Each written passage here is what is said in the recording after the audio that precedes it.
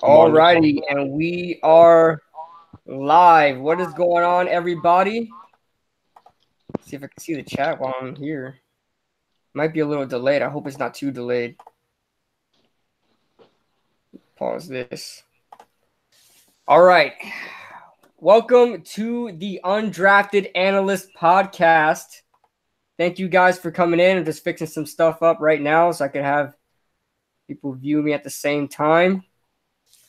Gotta see if I can see the chat in real time because it's gonna be a little bit delayed. Can you guys hear me? You guys watching right now? Hopefully so. It's a weird start, but I'm just trying to. This is the first time me doing this off of Google Hangout. They should hear you. I'm looking at it right now. Yeah. I hope it's not too much of a delay. Let's just wait for people to come in, wait for people to comment. What is going on, Big Blue for life? What's going on, guys? As we get some people in the chat now. Welcome to the Undrafted Analysts Podcast. Cowboys X Factor is in the chat. What's going on? I saw Mr. Invincible and Ligma as well. Also, William Pascal. And we got the entertainer here. Stand up, New York Giants fans. What's going on? Welcome to the show.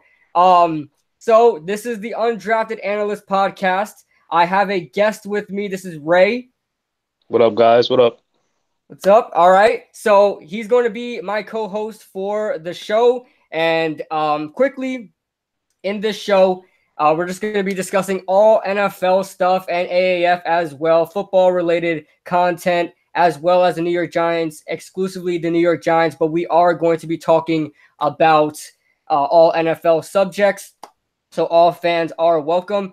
And eventually I will have guests on the show, just for not this show, because I kind of just want to avoid any difficulties or trolls for that matter. So it's just going to be a smooth ride today.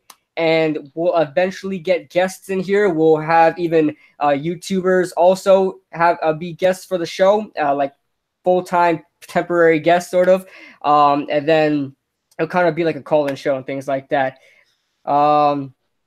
Yeah. What's going on, Eddie Sanchez? Let's get this party started. What's up, kid? I did this show earlier, so we don't interrupt Chris's and Bad Dog's stream. I wanted to make sure that it's before that. But I think I'm in the clear, right, Chris? But all right. So first thing we're going to talk about, we had some news happen today, just in time for the podcast. We've got Charles Clay being released by the Buffalo Bills, as well as Glover Quinn and Brandon Marshall. Let's start off with Charles Clay. He's going to be released by the Buffalo Bills, going to save them a little bit in cap. He's an older player. I think it was a good move. What are your thoughts on Charles Clay? I think that by releasing him, they also open up some cap space for other players that they're looking at. I don't think he's going to really go anywhere. I don't know who's going to be looking into him, but I feel like that it was a smart move by the Bills for cutting him and open up that cap space. Yeah, on top of that, good points you made there, too. On top of that, it opens up any opportunities for any other tight ends looking to make a starting role in there, because he's taking up some cap space, even though they have a lot of cap, which is why I kind of questioned them releasing him. But at the same time, it's a good move. He's older. He's past his 30s. He's not who he was like with the Miami Dolphins and things like that. So to me, it was a good move by the Buffalo Bills. They can get the tight end class for free agency isn't great, but it's not like you can't find somebody that's going to give any less production. You guys can find somebody else like Luke Wilson or Max Williams from the Baltimore Ravens, but Glover Quinn. Yeah, so we're going to actually transition now to Glover Quinn, as Glover Quinn was released by the Detroit Lions, 33 years old. The Detroit Lions save up $8 million in cap. They have some good depth at safety. They have Tavon Wilson, I believe his name is, at safety. And they also have the second-year player, Tracy Walker, who has been taking snaps from Glover Quinn last year. So you can tell that the Lions weren't really interested in keeping Quinn on the roster next year. What are your thoughts about Glover Quinn? First of all, do you think the Giants should make a play on him? Honestly, if we do, just a 1-year deal, because after that he's done. I feel like he just all he needs right now is a 1-year deal to like end his career, because it's over for him. He's already at that age. Yeah. Being a safety isn't an easy job. So like I don't know. I feel like he needs a low contract and just for 1 year, because after that it's done for him. Yeah, especially he's 33 years old. The only teams I really expect to make a play on him are any teams that are looking to make a championship type run immediately. Yeah. Like you're looking at the Kansas City Chiefs. They have Eric Berry there, but they need another safety. I can imagine them making a play for him because, they're Super Bowl ready. So they could use any talent they can get really for a cheap contract. They don't care who's old, who's young. But anybody like, rebuilding teams are rebuilding right now. I don't think they should make a play for him. As Ligma's in the chat. Sexy Goat is in the chat. Eddie Sanchez, hell no to the no. Oh, man. I want to thank you guys also for being a part of the show. As we move on to, and also guys, if you guys haven't already, make sure you guys leave a like on the stream. Subscribe if you guys are new. We're going to be doing this weekly. I don't know if eventually this gets big, maybe 2 times a week, but for now we're sticking to weekly. And the schedule, is to be determined, but we're trying to get this going, guys, as we transition to probably the most interesting player to Giants fans right now. I think you'd agree, is Brandon Marshall, the inside linebacker for the Denver Broncos. 29 years old, still in his prime. What do you think about Brandon Marshall? We got to go for him. That's a big need for the Giants. Yeah. And 2, I feel like since he's at his prime and we kind of like trying to make cap space for other people, and that's a big need. I already know we most likely going to be getting rid of Olivier Vernon, and that's going to open up even more cap space. So like with all the moves we're going to be making, we should definitely try to make a move for him. Yeah. And what do you think about, because Alec Ogletree has made some good stats, but he hasn't really played well on the field. Like if you look at him on paper, he was second in the team in total tackles, and he had 5 interceptions, a couple sacks. But if you look at him when you're watching TV, like he wasn't good. Like he was giving up a lot of passes deep down the middle. He wasn't very good at stopping the run. If we sign Brandon Marshall, right? If we sign Brandon Marshall and not go after a guy like Devin White in the draft, if we sign Brandon Marshall, do you think we get rid of Alec Ogletree because he's taking $12 million off the cap? Or do you think somehow we would keep Ogletree and Brandon Marshall, which would be a lot of money towards the cap? I think we will keep Alec Ogletree. I don't want to keep him because I feel like he is slow and he gets burnt a lot. And also, most of his stats came up in one or 2 games. Like he showed off, and after that, he just didn't do anything. Yeah. So, like, if we decide to like get Brandon Marshall, we should keep Alec Ogletree to see how he does and see if he progresses. But I don't know. I feel like the Giants are going to keep him, but I wouldn't want to keep him.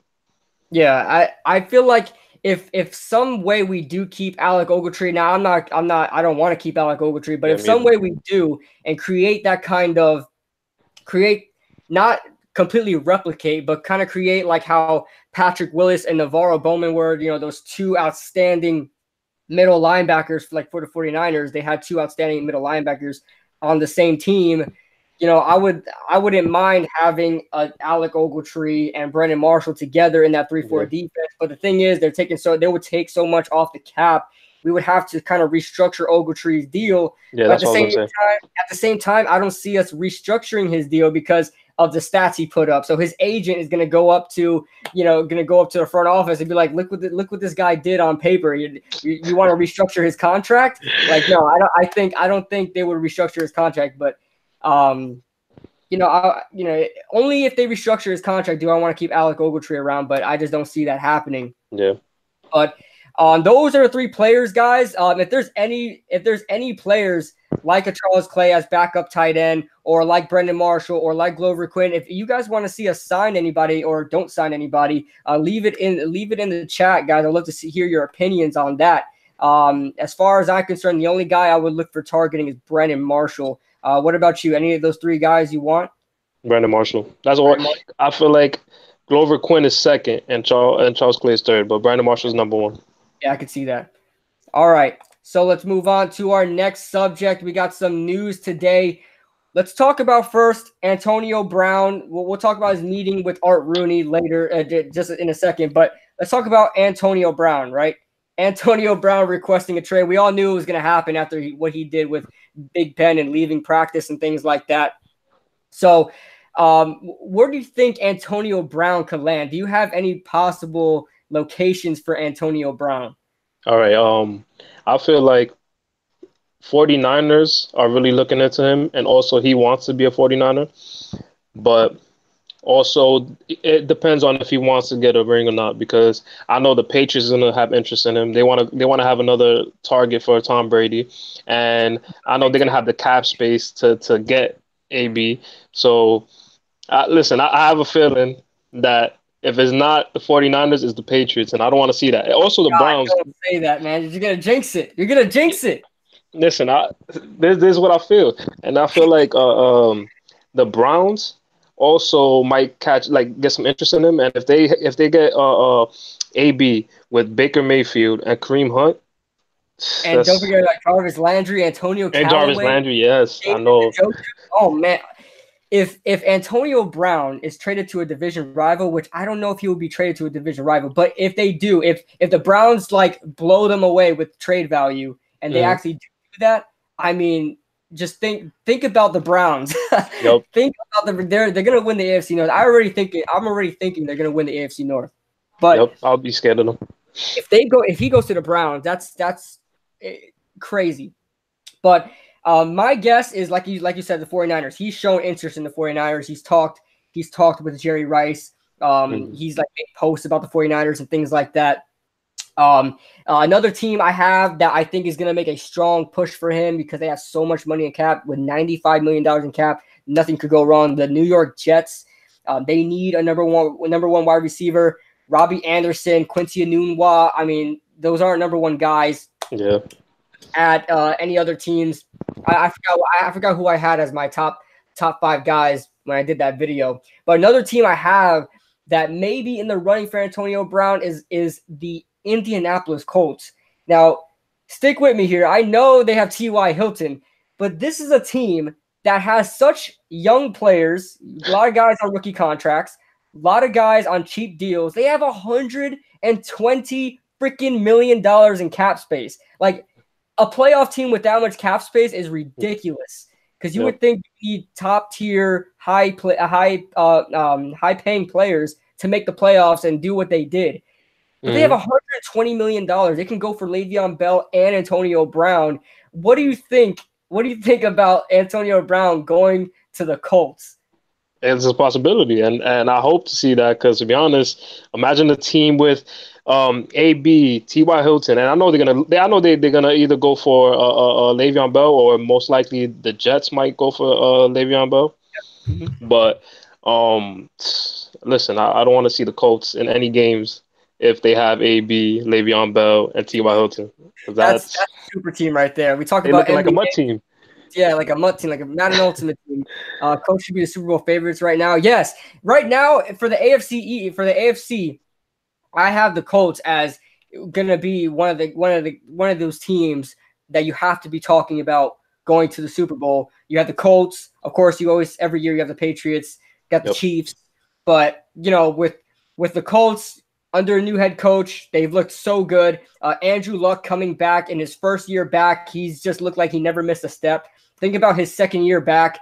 I mean, and then they also got off to a rough start. Remember, this team was like, I don't remember, guys. Were they 1-5? They were 1-5, 1-4, or something like that. Yeah. At the beginning of the season, and they just took off from there. They were looking like the Super Bowl favorites. Think about the Colts picking up where they left off and and playing the same way the whole season, they're going to be the Super Bowl favorites. And if they add a player like Antonio Brown, I mean, we talk about the NBA, we talk about the Warriors as the super team in the NFL. If you have Andrew Luck, if you have Antonio Brown, T.Y. Hilton, Le'Veon Bell, that offensive line, that defense is really gelling together, I mean, that's a super team right there. I really don't see how the Chiefs can keep up with that because the Chiefs have a terrible defense. We have to see where they go from there.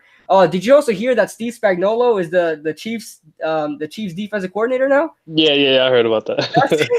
That's crazy. Well, I'm happy he has a job now, but he has a lot of work to do because they're a terrible defense. On top of that, he runs a 4-3 scheme. So they're going to switch from the 3-4 to a 4-3, which is they have the pieces to do that. I feel like their linebackers could switch over to defensive ends. But he has some work ahead of him. So I don't know about the Chiefs next year. Their defense may or may not be as bad as last year. But I'm looking at the Colts. They got to be a super team. Yeah, they will be. They definitely will be. Especially if they get AB as a playmaker. He could change the whole team. I know T.Y. Hilton's good, but AB's better. So yeah, exactly. Think about a team where T.Y. Hilton is the number 2 guy. Yeah, exactly. That's ridiculous. That is ridiculous. Jawan Taylor, I like, makes sense. Yeah, we were actually going to talk about that. You also brought that up before we started the podcast. You were talking about Jawan Taylor. I believe he's from the Miami Dolphins. Yep. Dolphins, right? We'll see what happens at right tackle for, who we're going to pick up. I'm of the belief that I want Darrell Williams, the right tackle of the Carolina Panthers. He's looking at probably one of the better right tackles in the free agent market right now. And Dave Gettleman drafted him back when he was in Carolina, so he may have high interest. But as far as right tackle goes, I'm looking at Darrell Williams for sure. So let's talk about Antonio Brown and his meeting with Art Rooney. So do you think it has any significance with him staying with the Pittsburgh Steelers, or do you think he's gone? I think he's gone. I think he's just doing that to what was it called?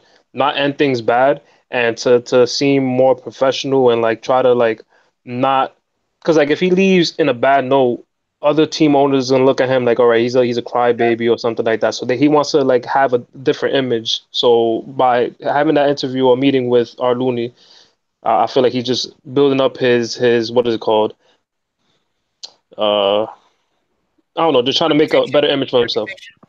Yeah, reputation. There you go. Yeah, I 100% agree with you. When I first heard about that, I was like, well, these teams are not going to want a diva. Obviously all wide receivers are divas. That's kind of their personalities. But, no team is going to want to pick up on a player that just storms off on their team like that. So I feel like it was just a publicity stunt, really, to just, make yourself look good to the franchise that's about to trade you so they can have something to say when they do trade you.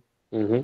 But as far as that goes, I really don't think he cares about the Pittsburgh Steelers anymore. He's had enough over there. There's a lot of controversy with Antonio Brown for years now. This is not the only year. You think about 2 years ago when he was recording in the locker room during after a playoff victory. If you remember that, do you remember that? Yeah, I remember. Mike Tomlin talking about the Patriots and stuff like that. He doesn't care. He doesn't care about his team at all. He's not a team leader whatsoever. And I really think Juju Smith-Schuster really took hit him as far as self-esteem goes because he led that team in receiving. Juju Smith is the guy there in Pittsburgh now, and everybody seems like they're forgetting about Antonio Brown. And he's a diva. He's a diva. Yep. So he sees Juju Smith doing better than him right now, and he doesn't want any part of it anymore. He wants to be the number one guy. So and I know a lot of Steelers fans are mad about having to lose AB probably and also Le'Veon Bell. But y'all got James Conner that had a great season, and y'all have Juju Smith-Schuster, and he's not even the number one receiver, and he's doing better than AB. So I feel like they just need another wide receiver, and they'll be good. So it's not really they're losing that much, but it is AB. So they I know they're gonna be hurting inside, but what can you say? I'm telling you, it was the perfect time. It was the perfect time to get rid of these guys, Antonio Brown and Le'Veon Bell, because they have almost perfect candidates to replace them. You have James Conner at running back. He's lighting it up right now. He was top 5 in rushing this year, something like that. before he got hurt, he was looking at he's one of the best rookie running backs last year. And then you have Juju Smith-Schuster, who's coming into his second year, and he's lighting it up right now. He led the team in receiving. So, I mean, this if any time was the perfect time to get rid of those two players, it's now, because you have great replacements for them. Exactly. AB was homeless. He don't know how to act. Also, Hollywood Brown, that guy in the draft, is AB's cousin, so he's gonna light it up. His ego wants to play for a team near Hollywood. Antonio Brown to the Warriors. I'm calling it. The heck. When my Texans went on a 9-game streak, I was thinking they were going to go be a Super Bowl contender.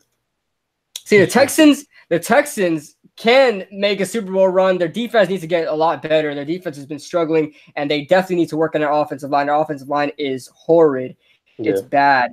Nelson said, "What's going on, buddy? What is going on, man? If you're still here, I'm sorry, guys. I'm trying to read the chat as best as I can. This is the first time me having a co-host here, so I'm trying to conversate and I'm trying to look at the chat at the same time. So if I missed you guys's comments, please leave it again. Copy and paste. I don't mind it whatsoever. So let's move on to the next subject. We're going to be talking about Colin Kaepernick. Now, Colin Kaepernick has been contacted by the AAF. Now, I don't know if any teams came out and said they publicly contacted the AAF. Maybe you guys could leave that in the comments if you guys know anything about who contacted Colin Kaepernick. But what do you think about Colin Kaepernick to the AAF? Do you think he should be there, or do you think he would be wasting his time if he goes, and no NFL teams would really go for him? I feel like he should go. I don't know if he would go, because I know he's like trying to protest the NFL and like make changes in the NFL. But I feel like he should go to the AAF to show that he still has it, and also because if he does good in the AAF, the NFL's gonna look at him and be like, wow, like he has all this the bad reputation with all the protesting and stuff, but he's doing good, and the AAF likes him, and a lot of people is liking the AAF more than NFL at this point right now. It's looking good, man. It's beating expectations. Yeah, it is. So that's also one thing. The AAF is now able to compete with the NFL, and now the NFL is gonna have to be head to head against the AAF with allowing players with protesting and stuff like that to be in teams and allow players to be more vocal and express themselves. So I feel like Colin Kaepernick should go to the AF to, so I guess to give the NFL something to look at and consider with their own league. Yeah. I think he should make a play on the AAF. I think his ego would not want him to go to the AAF because, he feels like he could be a top quarterback in this league. Now, a lot of people disagree with that. I disagree with that for the most part. I don't think – I think he can be a starter in this league, but his production is not going to overwhelm the controversy that's going to happen, all the media attention when being signed to a team. You look at Kareem Hunt, as we're going to segue to Kareem Hunt in a few. With Kareem Hunt, it's a different situation, and when we get on that subject, I'll explain more. But with Kareem Hunt, he's still producing like a top tier running back, so teams are able to overlook that and take the controversy like the Browns did, and kind of go through the controversy. They'll go through the media attention and stuff like that because they have a valuable player. But when it comes to Colin Kaepernick, he's not going to be any better than any other average quarterback in this league. Is he going to play better than a Ryan Tannehill? Is he going to is he going to play better than a Blake Bortles? Probably so. But is he going to win you a Super Bowl? Probably not. So I don't think teams are going to really go after him because of that. Does he deserve an NFL job? I would say so, but the controversy is just going to be too much. Yeah, so I see what you're saying. Basically, with him going to the AF, it gives them sort of an idea of how he is, so they could try to take that risk in signing him. Like even with all the controversy, just taking that risk to sign him into their team. I understand, yeah.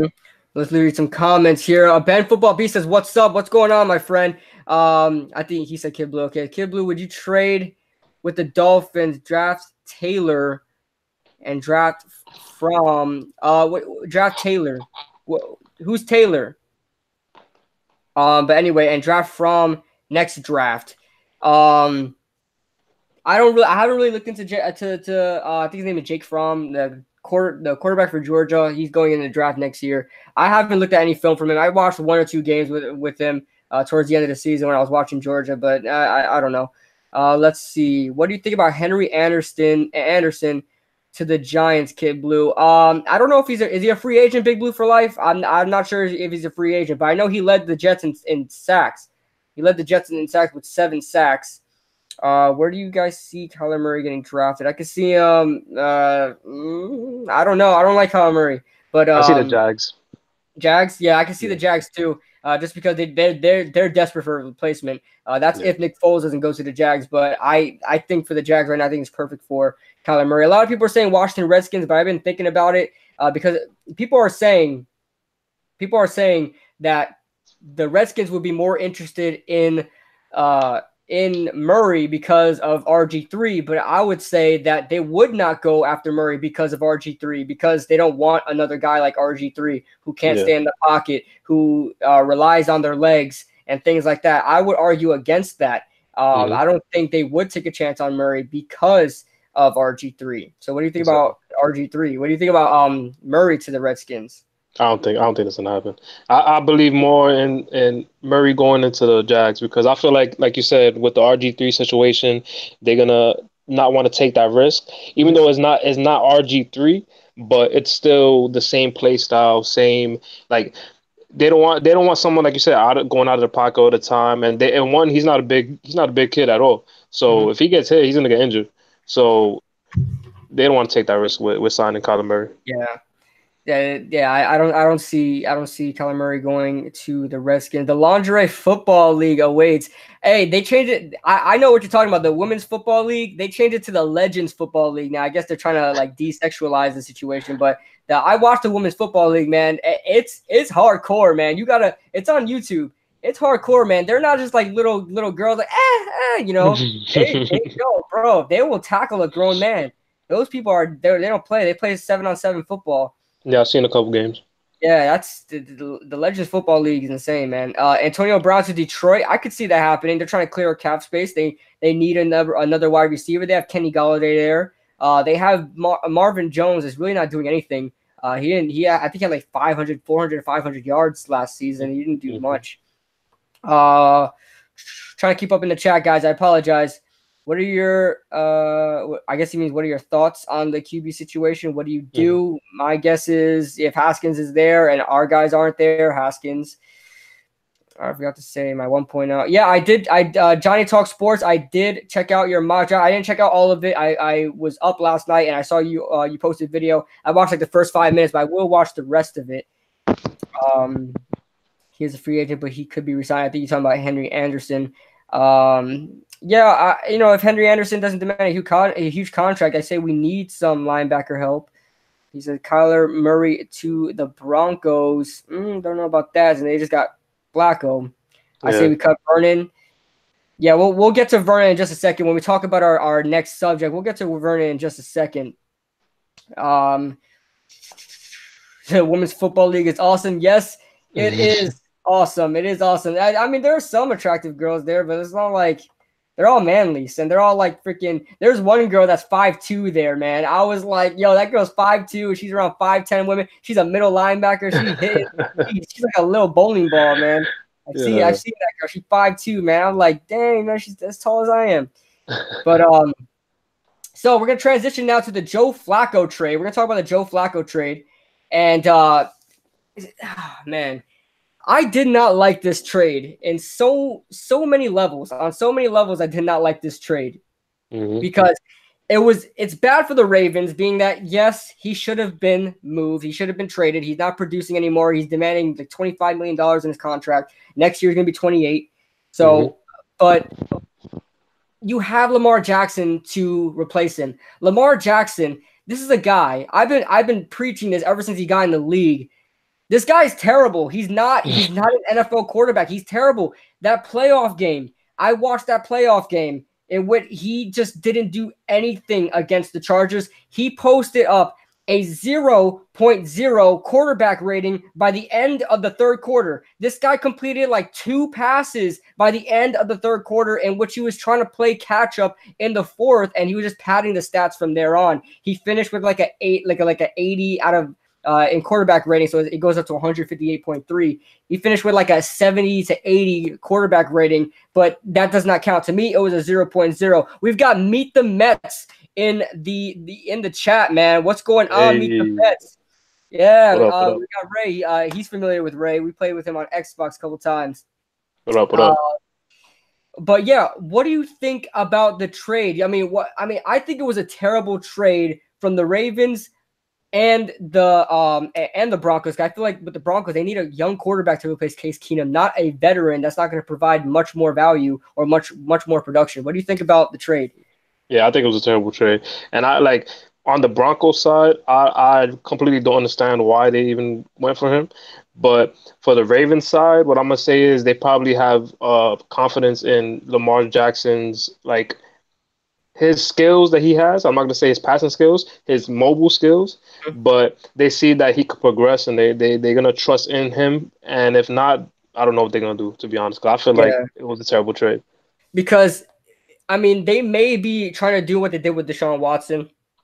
Mm-hmm. Deshaun Watson is basically running Clemson 2.0 offense. What Bill O'Brien did was kind of incorporate. They built the offense around him, and that's why he's successful.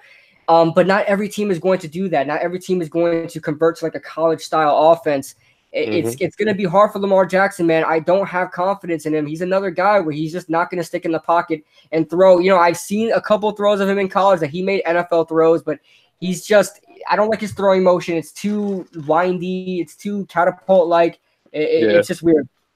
Mm-hmm. But, they compare him to Mike Vick, but Mike Vick – early in his career, Mike Vick wasn't a pocket passer, just like Lamar Jackson. But I feel like Mike Vick later on in his career, when he went to the Philadelphia Eagles, they made him play in the pocket. But it looked like he had the ability to do that. He always had that potential there. But when it comes to Lamar Jackson, I just have no hope for the guy.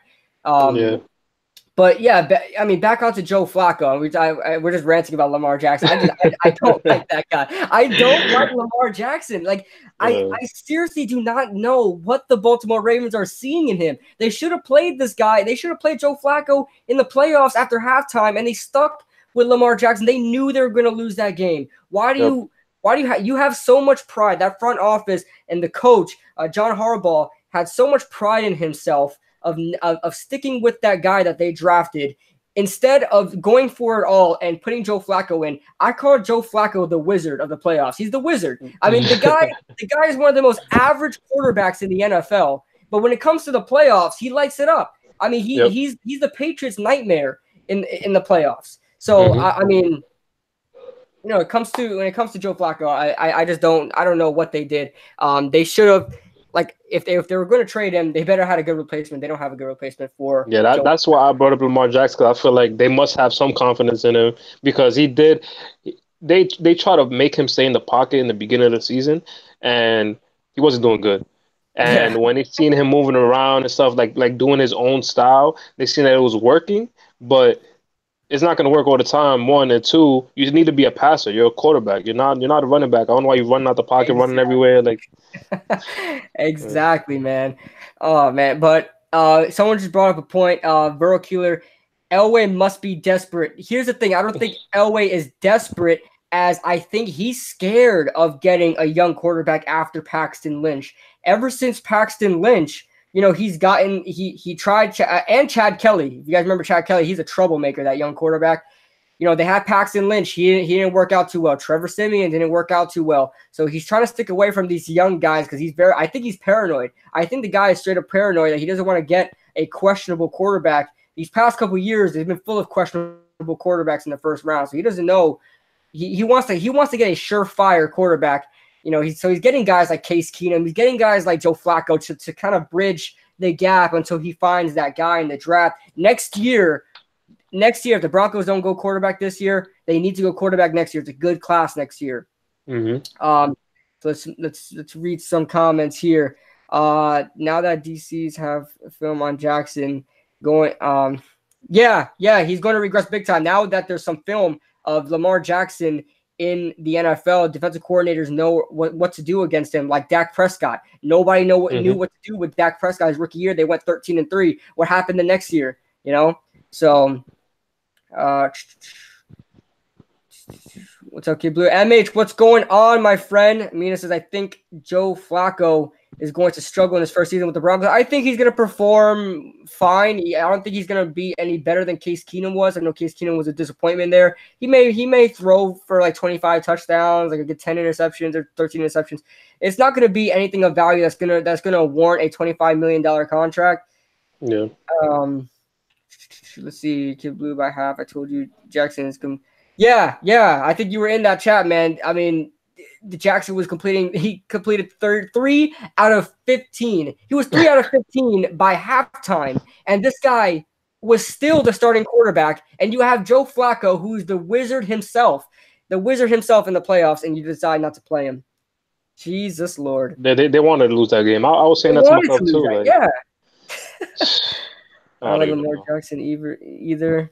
If the media rips Dak up despite all his success, why don't they crucify Lamar versus ultra-poor quarterback play? Because he's different. That's why. Because he's different. He's one of those Listen, these new school NFL fans want excitement. They want you to make big-time plays. They don't really care about your mechanics. If you could run, they love you. I mean, when you look at RG3, everybody rooted him on for a long time because he was so different. He almost kind of changed. Well, Michael Vick really changed what it was like being a dual threat quarterback. He really changed that quarterback position, showing that you can be athletic to play quarterback. Then you got RG3, who was a big disappointment. And now you have Lamar Jackson, who I don't think comes close to Mike Vick at all, even though that's really the closest guy you can compare him to. Yeah. But run like a headless chicken. That's pretty much what Lamar does. So let's talk about Kareem Hunt. Now I got some strong feelings about Kareem Hunt. First, I'll let you talk first because I think I might go on a tangent here. But what do you think about Kareem Hunt? What do you think about the critics saying that he shouldn't have been signed because of what he did? I mean, do you think Kareem Hunt deserved to be signed by a team? And what do you think about him going to the Browns out of all teams? Some females need to be kicked sometimes. So I feel like let me stop. But I feel like it's not really something that bad. Like it is bad, but it's not like something that should stop him from playing in any team. And it's not like he's a bad running back. He had bad publicity. Like he keeps himself professional when it comes to like being in the NFL, being in camera and stuff. So. Listen, the Browns, they don't care about reputation. They don't care about publicity. They don't care about none of that. So they picked him up because they knew they're trying to win. They're trying to win. They're not trying to see a 0-16 season again, bro. They just want to win. And they already got Baker Mayfield who talks crap all the time. So they don't even care about publicity at this point or anything like any bad publicity. Mm-hmm. So listen, the Browns got to steal getting Kareem Hunt. That's all I know. They got to steal. And they just re-signed Duke. I thought it was kind of questionable because they just re-signed Duke Johnson to a fairly good contract. But news is getting out that the Browns are looking to trade Duke Johnson now. I think they'll get some good value. He doesn't have an overpaid contract. I mean, his contract looks pretty legit for what he produces out there. He's one of the better type of pass-catching running backs in the NFL right now. I think 1 year he led the Browns in receiving one year. So yeah, when it comes to Duke Johnson, they'll get something out of him. But having Kareem Hunt, having Nick Chubb there, it's good. That running game is going to be so good. They just got to work on their offensive line just a little bit more. They have some good pieces there. But let's talk about Kareem Hunt. I mean, I'm looking at Browns. I'm looking at Browns video makers, and a lot of guys are like, I mean, it's disgusting. I'm ashamed to be a Browns fan. I can't believe we got this disgusting pig and stuff like that.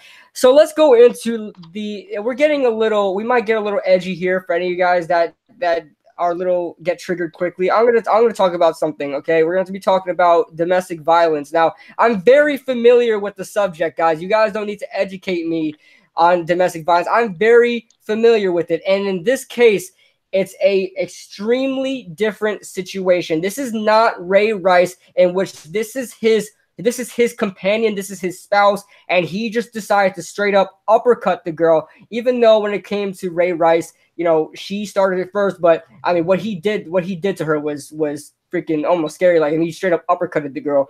Mm-hmm. Which was bad. Okay, we're not talking about Ray Rice. I thought he should have been kicked out of the NFL, but I thought he also could have found a job somewhere else. But the thing is, they didn't want to sign him because of his production is not any. He was averaging like 3 yards a carry. Ray Rice was after he got cut. So nobody's gonna pick up a guy that has 3 yards a carry. So. But when it comes to Kareem Hunt, if you guys know the full background, if you guys know the full story, here's what happened. They were in a hotel. They were partying in their hotel, and a group of girls decide to come in. They're partying with a group of girls and whatever, and they decide to kick the girls out. Now, what they decide to kick the girls out for is disputable. Both sides aren't really telling the truth. There's holes in both sides. So, it's neither here or there. They got kicked out. They did not leave Kareem Hunt and his friends alone. They were harassing them, making noise, starting a scene, banging on the door and stuff like that. Kareem Hunt's girlfriend at the time, still his girlfriend, came out and said, "Look, guys, can you leave us alone?" and things like that. They gave the girls money to get a cab home. They did not care. They wanted to bother Kareem Hunt, and Kareem Hunt got a little fed up. Things went down in the hallway, and then the girl struck Kareem Hunt first. Now, never do I think that a man just has can just like overpower a girl because they hit him. You got to have some kind of self-control, but people snap. People snap. It's not like the guy went straight first for the girl. She was drunk, by the way, guys. She was not sober. Okay, so she wasn't even thinking straight. She was drunk, and she wouldn't leave Kareem Hunt alone. She struck first, and Kareem Hunt snapped. I mean, should he have snapped? Probably not. Probably, not. So, and after that, I think it was a little bad that she was already on the ground. He did what he did. He snapped already, and then he kind of went overboard, kicking her down. Okay, Yeah. and that was the disgusting part. I don't think he should have done that. I think after he realized what he did, he should have just left it alone. So there's that. This is totally different from any other domestic violence case, guys. He was dealing with a drunk girl that she was loopy. I mean, she wouldn't leave the guy alone. He got fed up. According to reports, this went on for a good hour to 2 hours. So eventually, if you're holding yourself back for an hour to 2 hours, you're going to snap.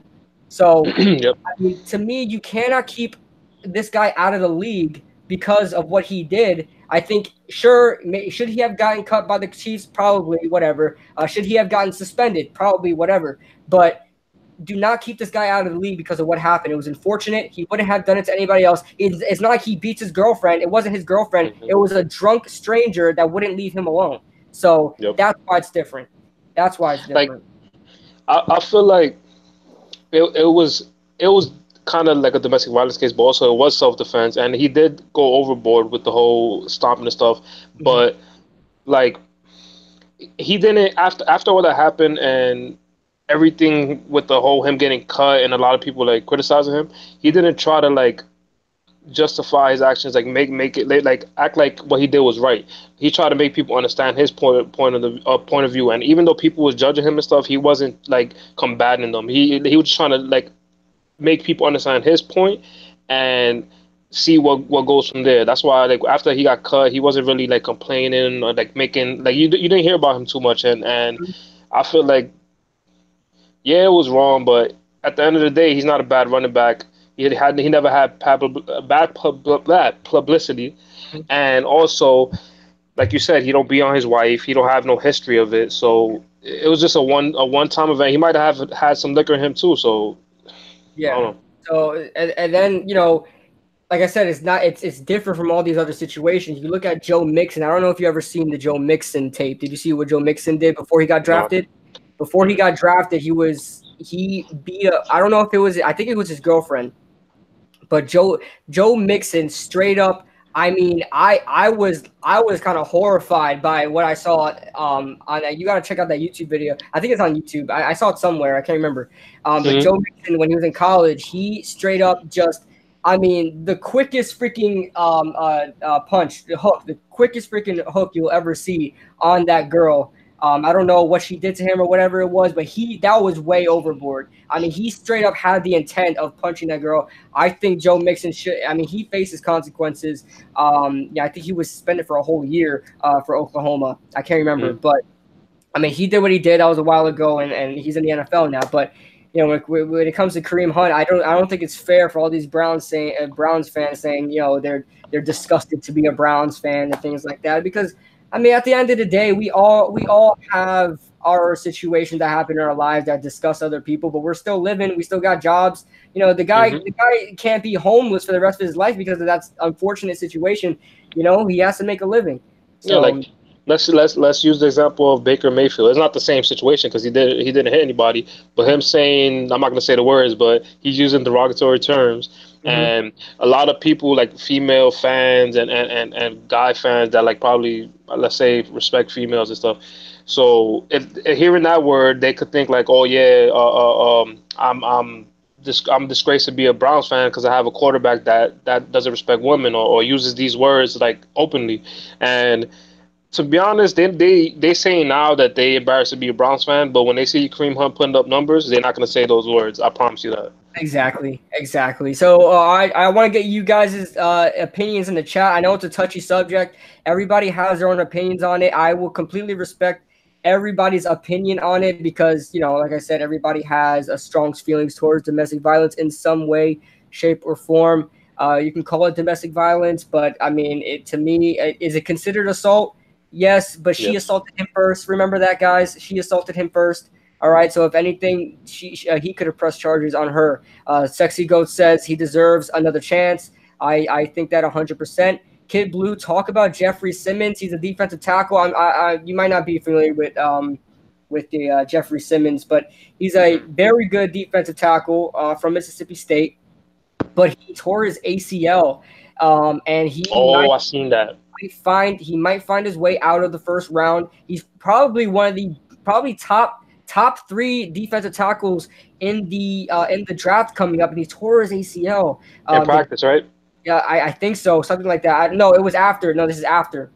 Oh, yeah. This is he was. I think he was preparing. I think it was practice, but it wasn't like team practice. I think he was practicing for the combine. I think he was getting ready for the combine that's coming up soon, which is so sad, man.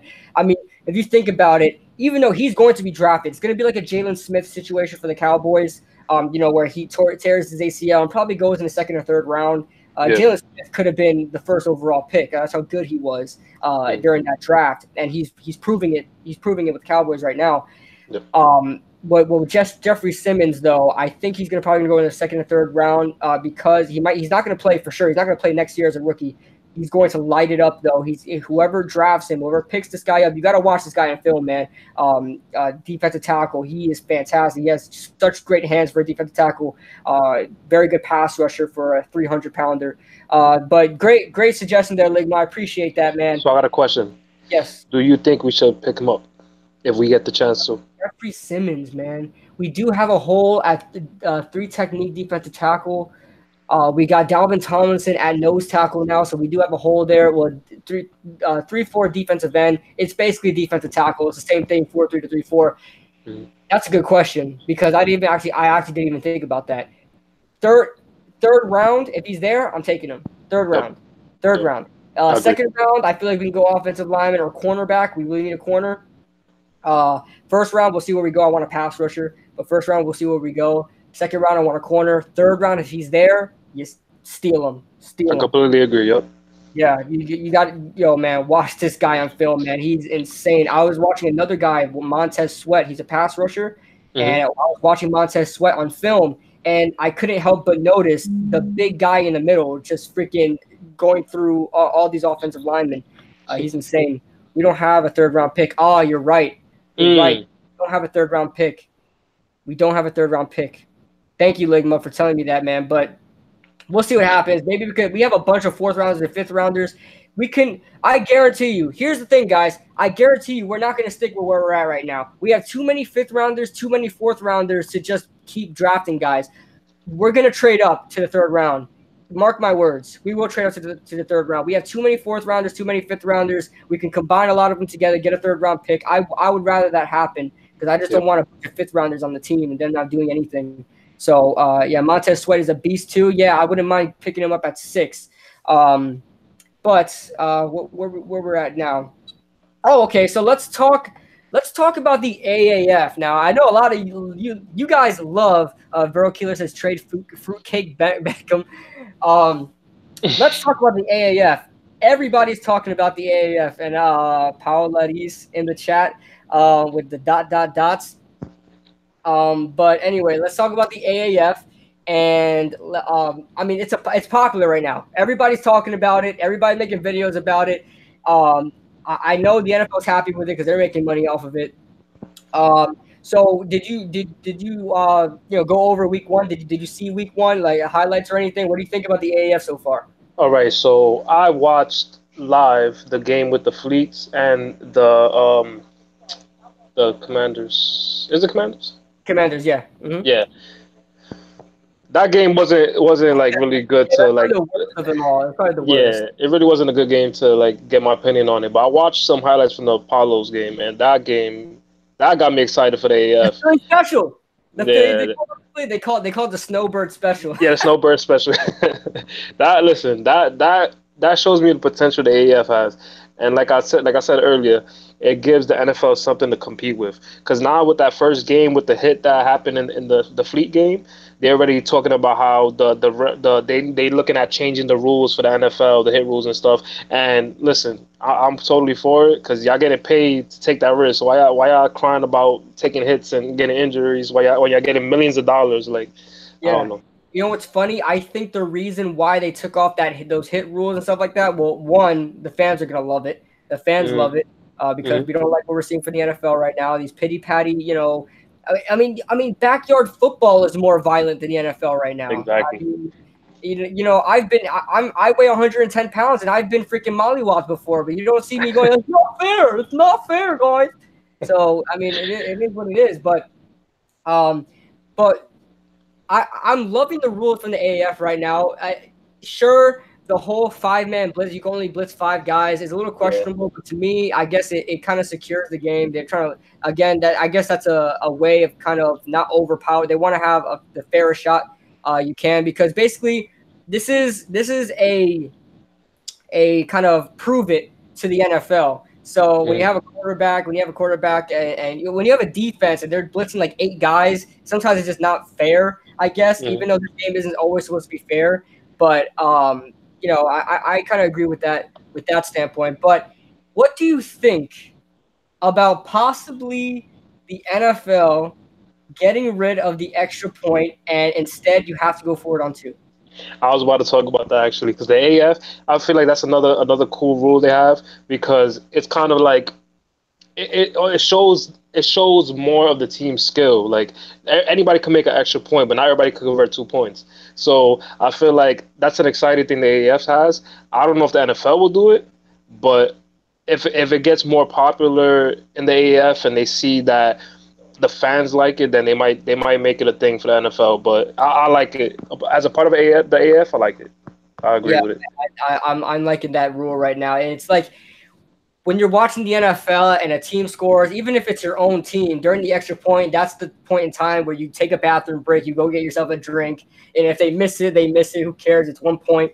But when it comes to like the 2-point conversion, teams come up with these nice little plays and stuff like that. It's exciting to see. So if the NFLs want to raise their ratings a bit, I think they should listen to the AAF, because the AAF is, putting some things out there, little pointers out there. And I think the NFL is looking at how successful the AAF is, and they might try to incorporate those type of things. We've seen the kicking rules change. Like the extra point was moved from the 2-yard line to the well, what yard line is it at now? Like the 17-yard line or something like that? I don't know, something like that. Then it turns into a 35-yard field goal basically for an extra point. So they made it a little harder. But the success rate of extra points are still high. I mean, yes, we see a lot of missed extra points now, but it's still at like 90%. So I mean, more often than not, 9 times out of 10, they're making the extra point. And I mean, it doesn't really become a huge factor in the game. I mean, when do you ever see, late in the game, everybody's on the edge of their heels to see if somebody makes an extra point? Exactly. Nobody's really on that. It's not like a game when people are going to be on the edge of their heel, edge of their feet, edge of their chairs when they see a 2-point conversion. Because on top of that, if the defense catches it and runs the other way, that's 2 points right there. You don't really see blocked extra points go for 2 points anymore. You really don't see it at all. So, and John May in the comments made a good point. They don't need to change the rule. Coaches should be going for it anyway. But at the same time, they won't go for it if they know they have secure points by kicking the extra point. Yeah. So I feel like if they do change the rule, it's forcing them to go for 2 all the time. So it's gonna like you said, they're gonna have to come up with cool plays, and it's gonna make the crowd more excited. And I think it's a good thing. I think they should do it. Yeah, when it comes to 2-point conversions, we do see a lot in the NFL that they don't convert those 2-point conversions, and then all these fans are like, "What the hell is going on? What are you guys doing? Why didn't you just kick the extra point? You're going for it on 2. We only got 6 points, So John May says 90% ain't secure. 90% is secure, man. When you look at basketball, a good basketball player has 45% shooting accuracy. So so when it comes to that, 90% is almost spot on. 90% is spot on. One Giant Rebuttal is in the chat. If you guys have not already, go check out One Giant Rebuttal. Very good Giants YouTuber. He is on the rise. Sub him up. He's a new YouTuber. He's trying to make it out there just like us. So sub up One Giant Rebuttal. Thank you for joining the chat, my friend. So we're going to move on to Kyler Murray. He is 100% committed to the NFL. Whether he goes in the first round or third round, he wants to stay in the NFL, which is a good decision. So teams can try to draft him, because I feel like if he were to stick with the if that happens, if he's not drafted in the first round, he's going to go right to baseball. Nobody's going to draft him. That was a good decision he made, because nobody would draft him if he makes it past the first round. Nobody's going to draft him because he's just going to leave anyway. So it was a good decision for him to fully commit to football, because I think he knows if he's not a first round pick, if he goes in the second round, he can still have a future in the NFL. But there are teams that need Kyler Murray, right? There are teams that need a quarterback. We're looking at the Giants, we're looking at the Jaguars, the Miami Dolphins, the Redskins. I think those are pretty much the 4 teams that really can take a quarterback. Maybe the Broncos, because they got Joe Flacco. Who knows if they're still going to take a quarterback. Mm-hmm. But we talked a little bit about this before, earlier in the show. But like I said before, keeping these 5 teams in mind, who do you think would be the best fit for Kyler Murray? I would say, like I said earlier, the Jaguars, because they kind of have that mobile quarterback style. Even though Blake Bortles isn't fast, but he still likes to be mobile. And whenever they become mobile, they're open to more plays. And Colin Murray, he's the best of both worlds, because he's good at throwing and he's excellent at running. The only downfall to him is just his height and his weight, just his measurables. It's not really NFL type quarterback, but if he's able to get past that, I feel like he'll be great for the Jags. Completely agree. And I want to highlight something, guys, because you guys know I'm a big Kyler Murray critic. Okay, you guys have let me know that I shouldn't be feeling the way I feel about Kyler Murray. But the thing is, when we're talking about the combine that's coming up, and I'm very excited for the combine. Hopefully, I'll be able to catch 100% of it.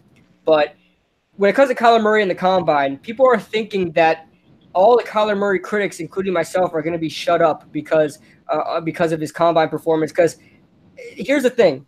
He's going to light up. I'm the biggest critic of Kyler Murray, and I'm even saying this. He's going to light up the combine, because I do not question his ability to throw the ball. I think he can sling it. He's good. He has good accuracy. His decision making is so, but when it comes to the combine, it really doesn't matter about that. It's just your accuracy, if you can throw all routes and stuff like that. Mm-hmm. But he's going to light up the combine. That does not tell me anything. It doesn't tell me anything, because I want him to be a pocket passer. I want to know how he is under pressure. The combine does not test you for those type of things. I want him to know what it's like to take an NFL blitz and see what he does from that. I want him to go when he's getting blitzed, when there's a 7-man blitz and there's more blitzers than there is than there is protection. I want him to stay in the pocket and make an NFL throw. I don't know if he can do that because when I watch him on film, his best plays are because he has a great offensive line at Oklahoma. If you watch him on film, this guy has 5 to 6 seconds to throw constantly. When do you ever see that in the NFL? 5 to 6 seconds is ridiculous. 5 to 6 seconds. I mean, in the NFL, you only have half that. You have 3 seconds to throw in the NFL. You don't have much time to throw. You have 3 seconds to throw as the average in the NFL. He's given 5 to 6 seconds to throw in college, and then that's when he's finding receivers. If you put Blake Bortles out there, he's going to find somebody to throw to with 5 to 6 seconds to throw. Exactly. So, and then on top of that, he goes really far behind the line, and so it gives him a good view to throw the ball behind the line of behind his blockers.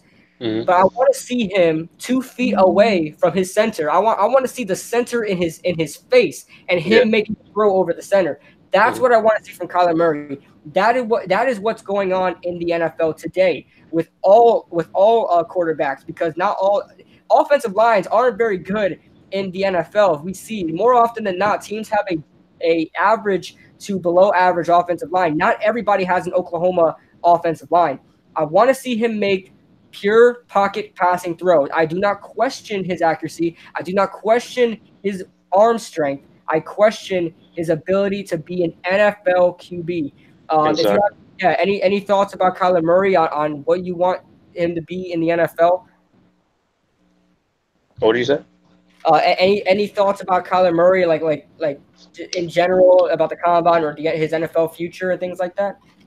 Like you said, it's going to be a different style of play. Like he's going in from a college football to the pros. Like they're not gonna be sitting back letting him have that much time in the pocket. And I forgot who said it. Let me see. Jeffrey Abbey said Kyler's too frantic in the pocket, is no good. Ball scary too. He plays too risky and small. That's rough. That's true. And also someone said that he likes to step back, and you also said that he likes to step back and get his view more open because of his tall lineman. So I feel like knowing that they're gonna blitz him a lot, and that's gonna be his weakness. All the blitzes, all the big people coming to him, they're not gonna give him time to be in the pocket, and that's where he excels at. So I feel like he's gonna show up in the combine, but in the NFL, I don't think so. Yeah, it's hard, man. It's hard. There's never been a quarterback in the NFL to succeed at his height. Now, a lot of people are saying, well, Russell Wilson is 5'11", 5'10". Russell Wilson 5'11". Drew Brees, one of the best quarterbacks of all time, is 5'11". Listen to me. There is a huge difference from 5'11" to 6'1" than there is 5'9" to 5'11". I mean, when you're talking about 5'9" to a quarterback that's 5'11", that's a huge difference because 5'11" is already the borderline short quarterback. 5'11" is a borderline short quarterback. It's already hard for you to look ahead of an offensive line. The average offensive line in the NFL is around 6'4", 6'5". It's hard to do that. When you're talking about a guy that's 5'9", on top of that, he's smaller than Odell Beckham. This guy is 5'9", 195 pounds or something like that. Odell Beckham is 5'11", 197 pounds. I think he got his weight up. I think he's 205 now. I think Odell Beckham's 205. When he first came to the NFL, it was 197. But just think about Odell Beckham behind our line of scrimmage. I mean, think about Odell Beckham. We've seen it before. Odell Beckham had 2 touchdown passes, so you could kind of imagine someone that looks like Odell Beckham behind an offensive line. It scares me. Exactly. It scares me. It doesn't look right. Not only doesn't it look right, it's not going to work. I want to look at some comments now. Oh, go ahead. You can talk while I look at the comments. And I'm gonna say this: it's gonna be funny to see Kyler Murray standing next to Leonard Fournette, and Leonard Fournette being taller than their quarterback. Like if Kyler Murray was the Jaguars quarterback, it's gonna be hilarious just to see Leonard Fournette looking down at Kyler Murray hearing the play. And a lot of people say he's 5'10", but the actual measurement is like 5'9", 3/4 around there. A lot of the media is trying to like Oklahoma media. They're like, no, he's 5'10". I've seen him. He's 5'10". He's not 5'10". Get out. Get out here. He might be 5'10" with cleats or like close to it, but it's still not going to really make a difference. He needs to get. It's going to be a big transition from college football to the pros. Exactly. Let's read some comments. Oh yeah, Jeffrey Abry made a lot of good points. He's talk to him, Blue Kyler. Yeah, Kyler's too frantic in the pocket. Yeah, man. I'm telling you, man. I hope the Kyler Murray fanatics out there are watching this video and spread the word out that like I'm not BSing you guys. I mean, you guys watch him.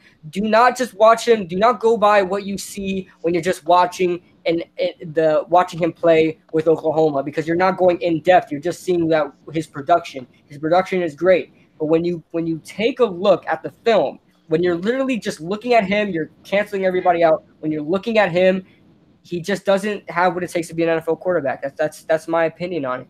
And I Hmm. think somebody said to check out Matt Waldman's. Somebody who said that. Maybe your Giants should get him, Kyler and Saquon. Man, that would be grease light. It will be a show, but to me, I don't think it will make much production. Okay, Jeffrey Abbey, another great comment. He said Matt Waldman has a great review on quarterback Kyler Murray. Check it out. Yes, I am subscribed to Matt Waldman. But his freaking film reviews are so freaking long, and he talks so monotone, which I don't have a problem with. But like sometimes I just struggle to stay attentive. But he's a very smart guy. I'm sure he agrees with me on Kyler Murray. But I will check out Yeah. his video. Yeah, and by the way, if you like to see film studies, like in-depth film studies from a guy that's really smart, there's a guy called Matt Waldman. I forgot if that's his YouTube name. I think that's his YouTube name too. His name is Matt Waldman. He makes a lot of film studies on players, and they're like an All right. hour long. So anything you want to know about a player, he's probably going to give you the scoop on it. But Kid Blue, have you seen Justin Fields play? The Giants should wait for him. I have not seen Justin Fields play. I believe he was with I think he was with Georgia. Now he's with Ohio State. So we'll see what we get from Justin Fields. I haven't gone through the new quarterback prospects yet, guys. I apologize for that. But I have not got into that. But this college season, I'll definitely be watching more college football. Yeah, he's from Georgia. All right. So next up, all right. So we got through all the other stuff that are non-Giants related. Let's talk about what we all love to talk about. That's the New York Giants. They have been disappointing the past couple of years, but we still love our Giants. So I mean, the biggest thing right now is the draft. Okay, we have free agency coming up before the draft, but everybody wants to talk about the draft because this free agency is so bad. I mean, I've been looking at all the top free agents. I'm looking at all the top free agents in this free agency, and it's just not good. We don't have a lot of guys that will fit for us. The top players are either demanding a lot of money or they just don't fit our scheme.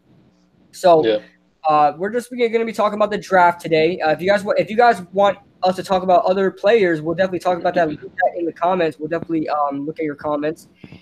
Murray will be better than Lamar. You know what? I'll have to agree with that. I will Me have too. to. Yeah. I think anybody is better than Lamar. I think I'm better than Lamar, guys. But anyway, so we're talking about the Giants at 6. Okay, you look at it, it's not like every other year. Every other year, we're set on this one guy. Last year it was Saquon. A couple years back, we want other players and things like that. But last year it was Saquon. Everybody wants Saquon. You had some guys on the Josh Rosen, Sam Darnold, bandwagon.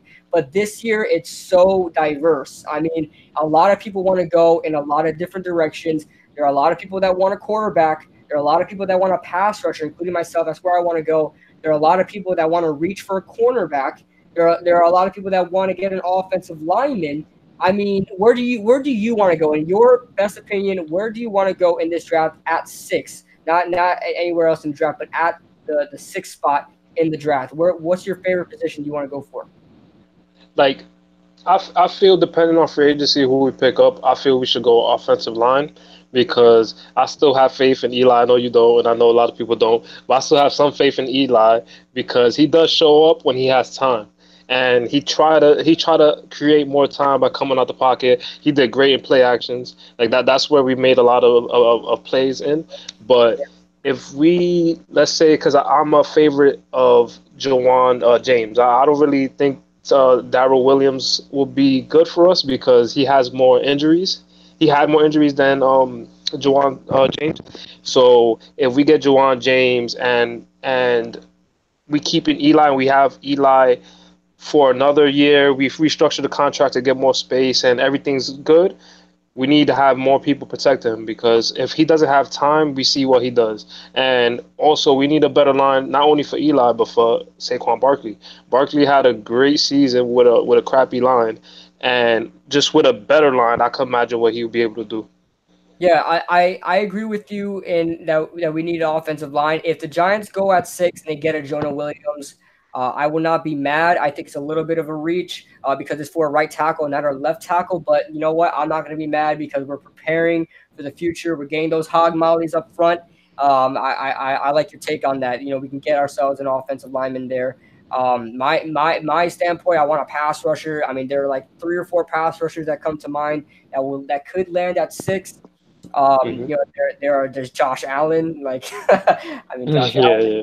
my guy Josh Allen, but you know, he doesn't. I don't think he's gonna land to us. Um, but then they have Cleveland Farrell. Cleveland Farrell is a good option there, and a guy named Montez Sweat, who I talked about earlier at a Mississippi State. I think he perfectly fits our defense. Josh Allen fits our defense. Of course, he's a 3-4 outside linebacker, but Josh Allen more so fits the weak side. And we already have a weak side linebacker. We have Lorenzo Carter and Olivier Vernon. So if we cut Olivier Vernon, Lorenzo Carter will start in place of Olivier Vernon. So then Hmm. we're going to put Josh Allen because he's not a strong side linebacker. Josh Allen cannot stop the run very well. So putting him in front of tight ends and having him getting double teamed and things like that, I don't think Josh Allen can handle that. I think he's a Leonard Floyd type player. He reminds me exactly of Leonard Floyd. He's a straight up speed rusher. He's not going to care about anything else. On top of that, he can coverage. He can play coverage. So his position is weak side linebacker. Yeah. To me, that's not the Giants' need. The Giants' need is strong side linebacker, and Montez Sweat is the guy. Montez Sweat is a strong pass rusher. You could almost consider him a speed rusher. I think he is a speed rusher. On top of that, he's very strong, can stop the run, can bull rush, can do all that you want him to do. Um, Hmm. so to me, at 6, I want Montez Sweat. Like you said, you want offensive line. I wouldn't be mad at that whatsoever. If we can get a guy like Jonah Williams, I'm fine with it. Quickly, you guys in the chat, who you guys want in the draft? I mean, I'm open to everybody's conversations. If you guys want a quarterback, if you guys want a Daniel Jones, I want to hear your opinion on it. So just because I want, you know, just a bunch of different candidates and for me to kind of think about what it would be like for those players to be a Giant. But you know, as far as the quarterbacks go, I mean, who do you think is the best quarterback in the draft? I mean, who do you think is the best right now? Who do you think is going to be the first one taken? To be honest, I don't even know. I know I I know. haven't seen the combine yet or anything, but you know, I know, like if we take a quarterback, we're not taking Calimary. Dwayne Haskins is a better candidate because I feel he's more NFL ready. But there's not really any good QBs in this draft. So it's like I feel like I agree with you saying getting a pass rusher or an O lineman. Like those are the 2 positions we need more for the first round. But quarterbacks, I don't want to look at that. Listen, somebody just said you guys need to move on from Eli. He's never gonna go back to the Super Bowl again. He used oh up all his mojo. He used he used up all his mojo when he sold his soul to the devil to beat Tom Brady twice. No, there's still some mojo left. Okay, it just that was a little harsh, bro. yeah, that Oh was man. listen. And also another point, John May said we need to get Solder to restructure that god awful deal. That is true. He did not produce the way I thought he would. He wanted Eli to get hurt. He did not protect Eli like he did Tom Brady. So that's that contract needs to get restructured. But I mean, to for be the fair, he played a lot better. He played a lot better at the end of the season. yeah. We'll see what happens next season because you know offensive lines are probably the hardest to put together and have them you know play because they have to play all together. You know, they all Hmm. 5 guys need to be incongruous with each other. They're all new. I mean, this was a totally different offensive line from the year before. So you Yeah. bring in Solder, you bring in Will Hernandez, John Jalapio was the first time starter. Well, actually, it wasn't even John Jalapio. He got hurt earlier in the season. So it was Yeah. a Spencer John Carousel. Greco. John Greco, Spencer Pulley at center. Both those guys at center, they were rotating. And then at right guard, we had a problem with Patrick Omame. We cut him. And then we brought in Jamon Brown. Right tackle was Chad Wheeler. That was pretty much the only guy from last year was Chad Wheeler. Yep. So that offensive line was in shambles. But after the bye, I mean, we've seen a totally different offensive line. They did struggle in some games. They've gotten demolished in some games, to be fair. But, I mean, I'm excited to see what we're going to see from the offensive line next year. And that's something we could talk about right now is the offensive line. I mean, we have some consistency now. We have Will Hernandez, who's developing, who's doing a lot better. Nate Solder is playing a lot better. We'll see if he lives up to that $16 million contract. I think he's a little overpaid. But in order to get a player like that, you're going to have to overpay for him because he was probably the only good left tackle to go in free agency last year. So you have to overpay for him. And then at center, they're going to re-sign John Halapio. They want to re-sign John Halapio. He's not going to demand a lot of money, obviously. But Dave Gettleman even said, and Pat Shurmur, they were saying in practice, John Halapio was looking like the best offensive lineman in practice last year. So I'm very confident in having John Halapio back at center. I'm just worried about his injury problems. We'll see how he comes back from injury. A torn ACL isn't just you come back from it and you're okay.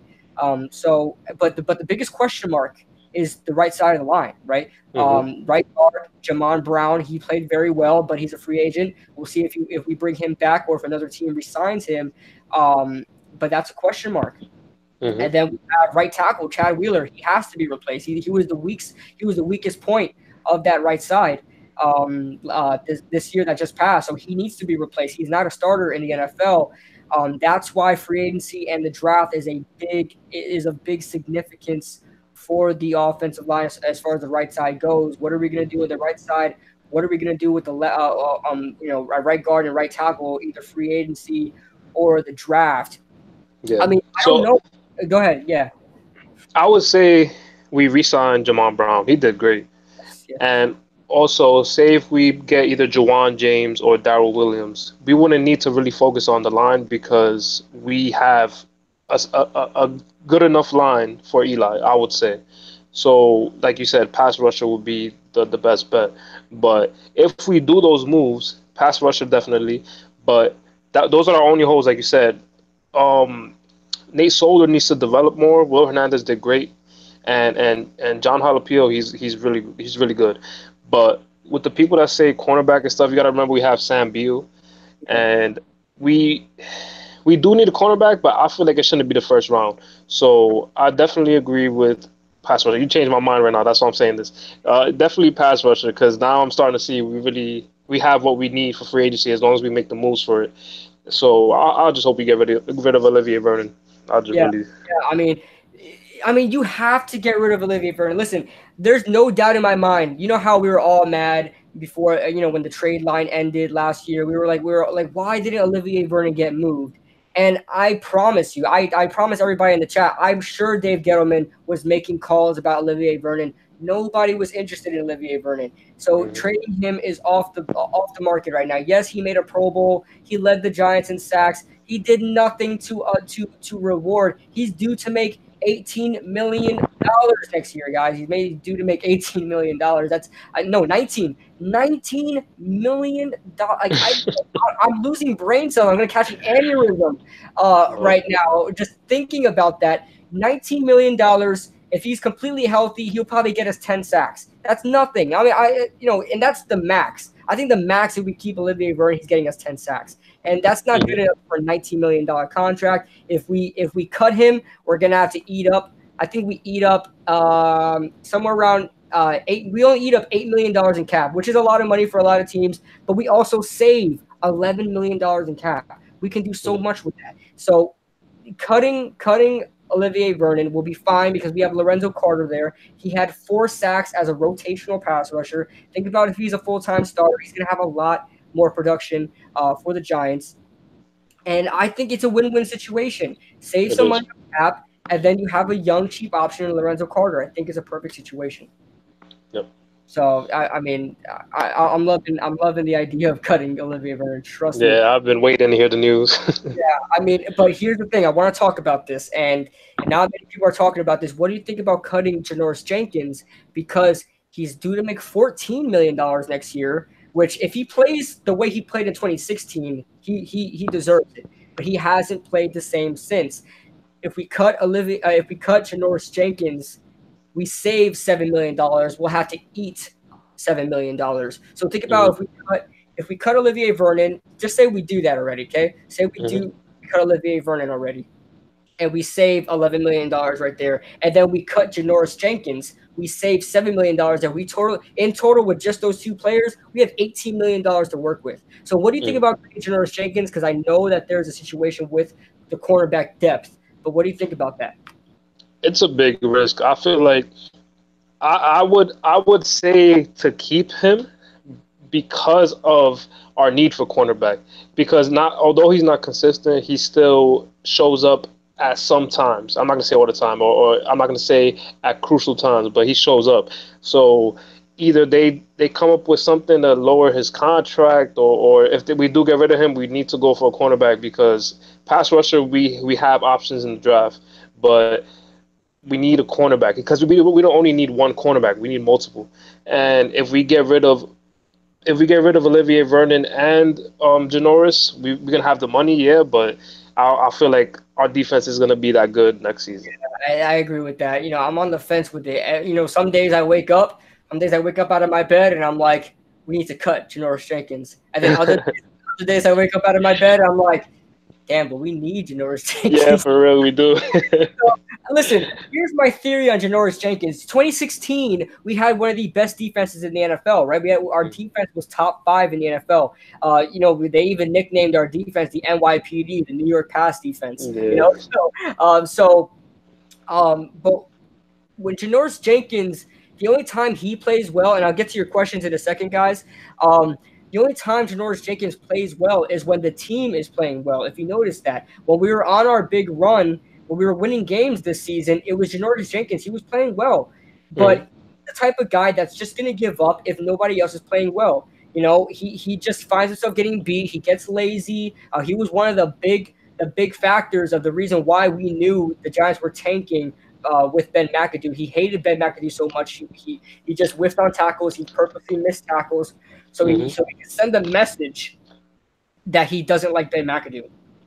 So as far as Janoris Jenkins goes, he will only play well if the team is playing well. He's that type of guy. He has no heart. He's not a team leader. I don't care about that. Honestly, if you play well, I don't care about what your personality is. Just don't kill anybody off the field. I'm pretty much okay with you. You play well, play through your contract, be valuable to your contract. But he has to live up to that $14 million contract at the end of the day in order for me to say, let's keep the guy, But and that's another reason why I'll say to keep him, because if we're gonna be making these moves to get a better defense and a better team, he's gonna be a good part in that because he does better with a better team.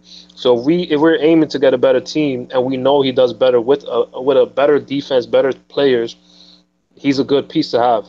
So that's why I will agree with to keep him. Yeah. So let's read. So, Mina, I'm sorry guys if I'm missing your comments, but thank God the chat isn't moving too fast. I can still keep up with your comments and questions.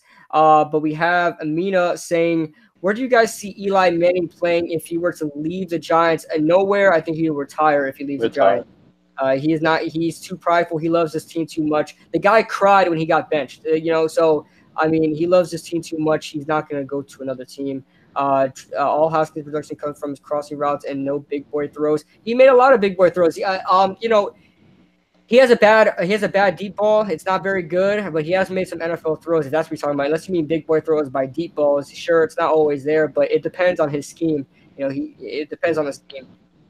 Draft Cody Ford. I don't think he'll be available. I think it's a reach to draft Cody Ford with the 6th pick. We need a big red zone weapon. Yes. I want to talk about something else in just a second after these comments. Do you guys like Shurmur? I love quickly. Let me get your thoughts on Pat Shurmur. He's a team player. They're playing they love Pat Shurmur. What do you think about Pat Shurmur? Do you think at the end of the day, he was the coach to have been hired by the Giants? Yes, he's a perfect fit, and a lot of people, even though we didn't have a great season, he he changed the environment in the locker room, and he brought them more together. And I feel like going from Ben McAdoo to Pat Shermer was perfect. And also, it's his first season, so not we can't use our season like our record against him because he's still learning the ropes too with our team. Like we all getting used to each other. So I feel like I don't know. I have nothing negative about Sherman. A lot of people was complaining about him, but I have nothing to say about him negatively. It was the hardcore radical Giants fan. We all get radical fans in every fan base, crazy fans talking Yeah, about that we should have fired Pat Shermer when we went 1-7 by the bye. Fire the guy. What are we, the Cleveland Browns? yeah, I mean, right. we've only had how many head coaches we've had in the Giants' history? It's like in the teens. We haven't had a lot of head coaches. I mean, compared to other franchises where they've had 40 coaches, the Giants have only had about what 15, 16, 17 coaches in the Hmm. NFL since 1925. I may be wrong, but it's somewhere around that number. But that shows how classy this organization is. Remember, guys, and Jeffrey, I'm gonna get to you make some good points there. I'm gonna get to your comments in just a second. Hold on, buddy. But remember, the year before we won the Super Bowl with Tom Coughlin, everybody was saying that they need to fire Tom Coughlin because he's not the guy there. And look what happened. Hmm. Two Super Bowls later, and he is the second best head coach to ever coach for the New York Giants. That's why you don't feed into the media hype. You don't feed into fan talk. You stick with your guy. You bought him for a reason. You hired him for a reason. Stick with your guy. I love Pat Shermer. Love the guy. So Exactly. so let's get to some comments here. Jeffrey, Hold on. yep. One thing I'm gonna say to the Haskins comment. He doesn't make deep balls, but he's more accurate to me, in my opinion, than Colin Murray. And Colin Murray does have an arm and he's good at deep balls, but he's not that accurate. Like I've seen films where he's overthrowing his receivers by freaking like 10 yards all the time. It's good to have a big arm, but if you don't have the accuracy for it, then what's the point of having a big arm? Jay Cutler, a big example. Jay Cutler had Exactly. arms in the NFL history, and then he did nothing with it. Uh, Exactly. DeAndre Baker in the second round, then trade for Jeffrey Simmons for Valentine's. Did he get? Wow. I've heard about that Valentine's that for I don't. Oh, wait, what? Oh, no, man. I did not. I did. I did not, Ligma. Ligma has that typing Tourette's. But as far as DeAndre Baker in the second round, I think that's everybody's dream. Go. He's not gonna go. The last part, I was like, yeah, what? I thought you were talking about Wawa, like the store Wawa. They were doing a Yeah, yeah. Valentine's special, but I don't know what the hell you're talking about after that. But DeAndre Baker in the second round, I think that's a big no for me because DeAndre Baker, the cornerback out of Georgia, I don't know if you saw him, but the cornerback out of Georgia, he's a very good talent. He's rising up draft boards. He's going to go in the middle of the first round. Okay, getting into talk about JPP and saying that we traded the wrong guy. The thing is, I don't think we traded the wrong guy because Jason Pierre-Paul is not a linebacker. He does not fit the linebacker mold. He's not a good stand-up guy. He can't cover. So as far as Olivier Vernon goes, he was the best fit for the 3-4. I'm happy for JPP with the Bucks. He has 12 and a half sacks. He should stay in a 4-3 scheme. That was the better. I mean, it was best for the Giants. It was best for him in his career, trading him instead of Olivier. I was a little upset about it because I wanted to keep him, but at the same day, he didn't fit our scheme. So, you have any thoughts about JPP? Listen, in my opinion, I feel like we should have stole JPP because JPP was more consistent and more dependable than Olivier Vernon. So I feel like, and this is just me saying this after seeing what happened in the season. So I wouldn't have said this before because Olivier Vernon would fit our scheme better, but I'd rather have stayed with JPP because even though he lost a finger and all that, if he's in coverage, he just slap the ball. You got your palm, bro. Like, Yeah. But okay. Wide receiver talk. Wide receiver 3 talk. This is what I want to get into before. Demarius Thomas is going to be on the market within a few days. I'm surprised he wasn't released already because everybody's talking about it. Demarius Thomas is going to be released within a few days. What do you think about Demarius Thomas? To me, I think we should throw him an offer. I don't think we should really try too much on Demarius Thomas because it's another Brandon Marshall situation. It's an old guy with some injury problems. And, it's hard to believe Demarius Thomas was one of the top wide receivers in the league, but he's getting older. He gets injured a lot. And, I think we should just throw him an offer. If we don't get him, we don't get him. But what do you think about Demarius Thomas? Yeah, I think we should throw him an offer because we need a bigger wide receiver. And even though he's injured, is he going to be healthy by the beginning of next season? Oh, I think he is healthy right now. I think he. Oh wait. No, he was injured near the end of the season. At the end of the season, it depends how severe it is, but I mean, we'll see what happens. That's something I did not account for. But, so, like you said, if we go after him, we shouldn't throw big numbers, but we should make an attempt on him. And if he doesn't take the bait, then we keep searching. Yeah, something like Brandon Marshall was like probably the perfect contract. He was signed 2 years, $6 million with like almost like just like $2 million in guaranteed money. That's a win-win situation for the Giants because if he doesn't work out, you cut him, give him his $2 million, and have a great day. I would like the same thing from Demarius Thomas. 1 year, $3 million. Yeah, 1 year deal, $3 million. Maybe a 1.5 guaranteed. It's simple. I sign him for that. If he doesn't want it, who cares? If he does want it, we sign him for cheap, and he could add some production. Exactly. So there's that.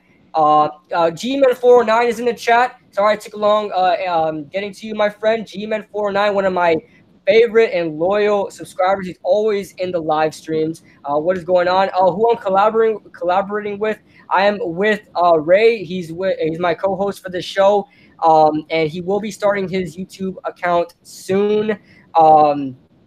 We are family, by the way, so that's why I just know him. I didn't pick him off the so we are family, so that's why I'm with him right now.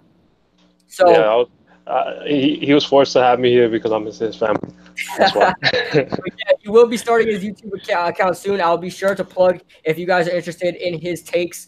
He has a lot of good opinions about the Giants and the NFL, so he will be starting his account soon. Verl says bong break. All right, you do what you got to do, man.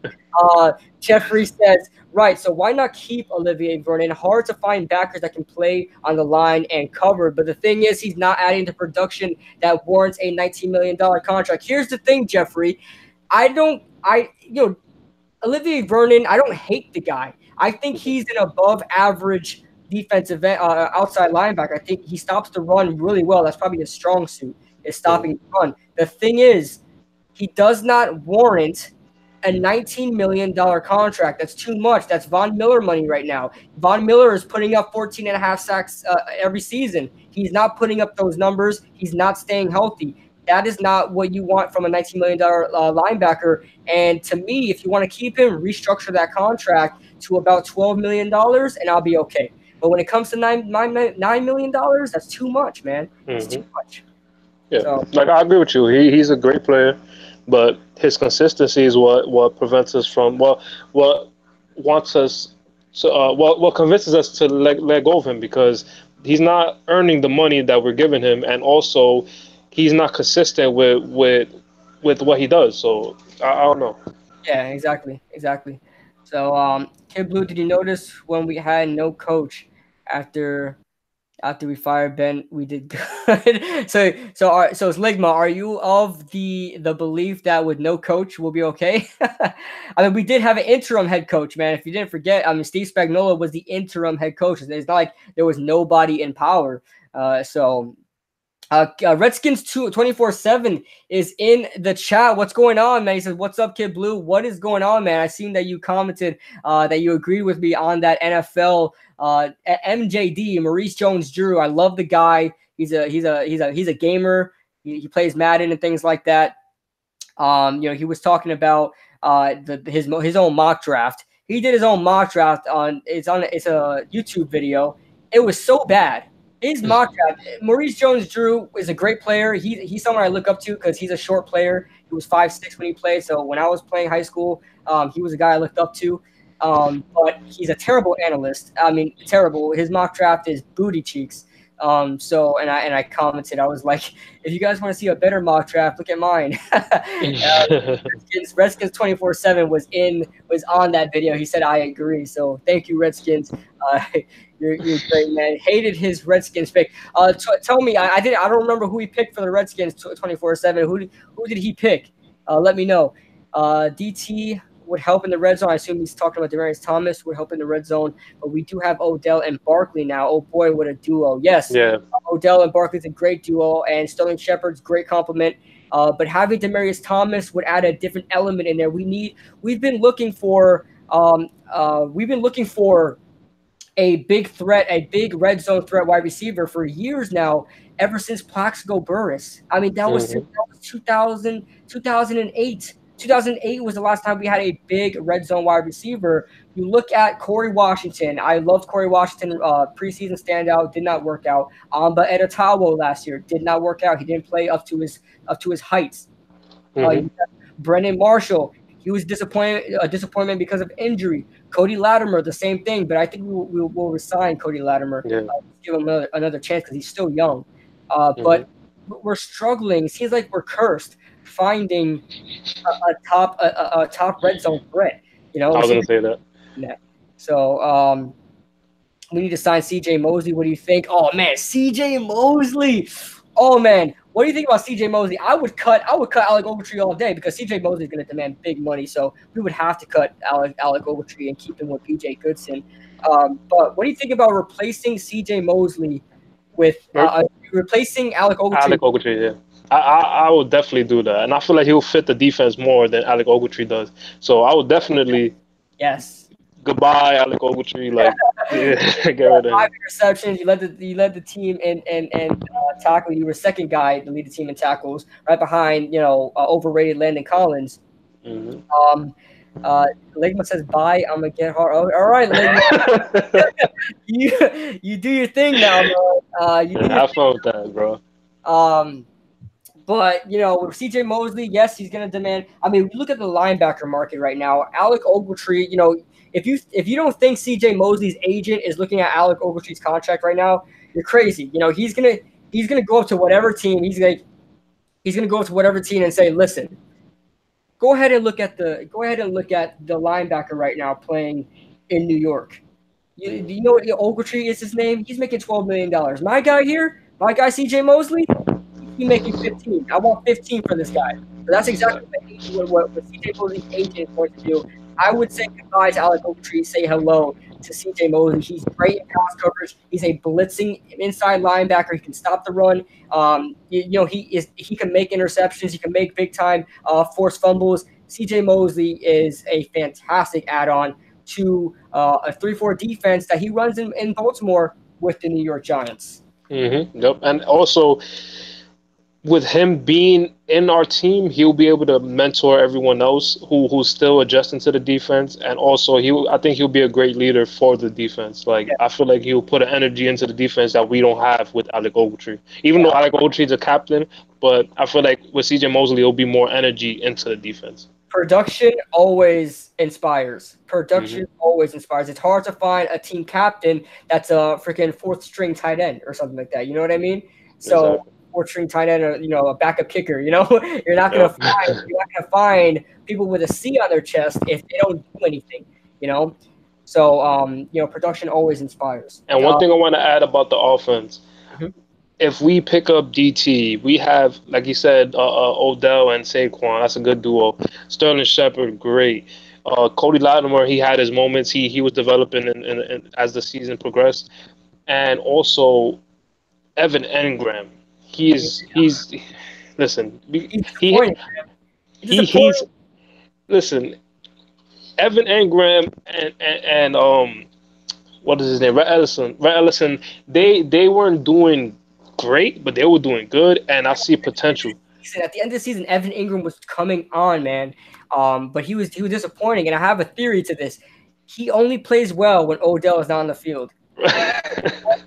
You think about it, man. Last year, his rookie year, 2017, Odell Beckham gets hurt in Week 5 against the Chargers. What happened there on? Evan Ingram was lighting it up. And he had like 600, 700 yards at the tight end, which is more than what you want to see from a tight end. He did fantastic. Now Odell's healthy, and where was he? Odell didn't play towards the end of the season. Evan Ingram started playing well at the end of the season. So you know what I'm talking about? It's only when Odell's on the field, it's understandable because when you have no other wide receivers, you have Sterling Shepard, yes, but when you have no other wide receiver, you have Evan Ingram burning everybody, he's going to be your first read. When you have Odell there, he's your first read, And then when it comes to Odell Beckham, he was complaining that he wasn't getting enough targets at the beginning of the season. And then Eli was like, all right, you want targets? I'll give you targets. And then he started over-targeting him. He started targeting him like 15 times a game, and that's a problem. When you have a wide receiver in his contract, if you guys don't know, anybody in the chat, when wide receivers, especially when they're in contract talks, best believe they're the coaches about how many targets they're going to get a game. The agent and the players like, listen, I want to be the number one guy. I want 12 targets a game. I want 11 targets. I want 10 targets a game. So they do talk that in NFL contracts. So I mean, when you have a number one wide receiver, you have to play just like it with the NBA. When a player is discussing contracts, they're talking minutes. I want this amount of minutes per game. Same thing in the NFL. I want this amount of targets per game. So when you have Odell there, you're forced to look at him all the time. It doesn't allow Eli is just like, okay, I have to go to Odell. He's not looking at everybody else. That's why Evan Ingram hasn't been any looks, So when it comes to that, Jeffrey's laughing at my booty cheeks. I said his booty cheeks. Ramses Barden. Don't even talk to me about Ramses Barden, the original number 13 for the Giants. He was trash. Before you go down the comments, ignore Ligma's comment. Oh God, Ligma, dude, Ligma. I'm sure you created that website, Ligma. I'm sure you're the founder of that website. Redskins 24/7 said MJD had them taking Jawan Taylor. Why? Don't you guys have Morgan Moses and this dude Terrence Williams at the line? You guys have one of the best tackle duos in the NFL. He had you guys. You guys take an offensive lineman. Gee, I thought Maurice Jones-Drew needs to not do analytic work ever. With the Giants resign Landon Collins, we can use him. He's overrated. That's the thing. We can get into Landon Collins now. I mean, Landon Collins. I don't think they're gonna get a long-term deal for Landon Collins. It's funny how Ligma said. By the way, it's funny how Ligma says, "Please read."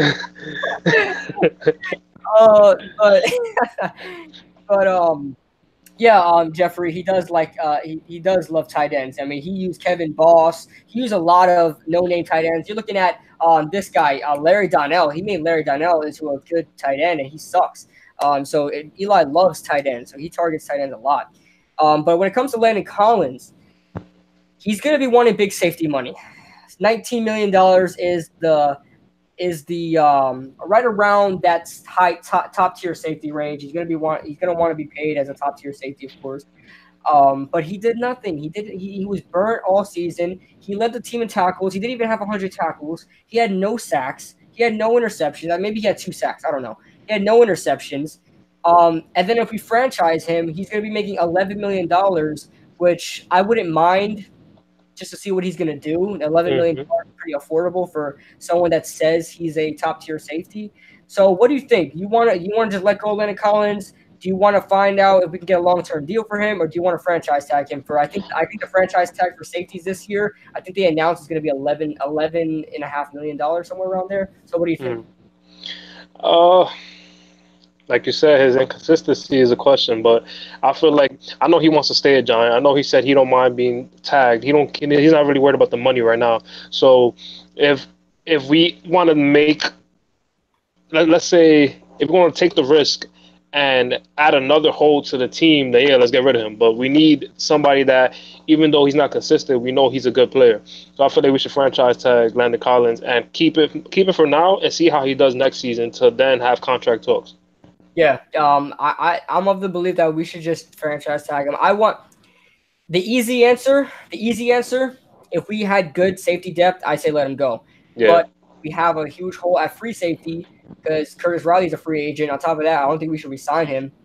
And then we have Landon Collins, who's a free agent. We have to keep one of them. We got to keep one. And the better of those two evils are Landon Collins. So gotta keep 21 back. 21 loves NY. He gets 100 tackles a year. He didn't reach 100 tackles this year, Jeffrey. He got 96. He was 4 short. But Yeah. and I'll keep him to that. And John May's right. He's really not a safety. I said it last year, and a lot of people thought I was crazy. And maybe it is a crazy statement about moving him to linebacker.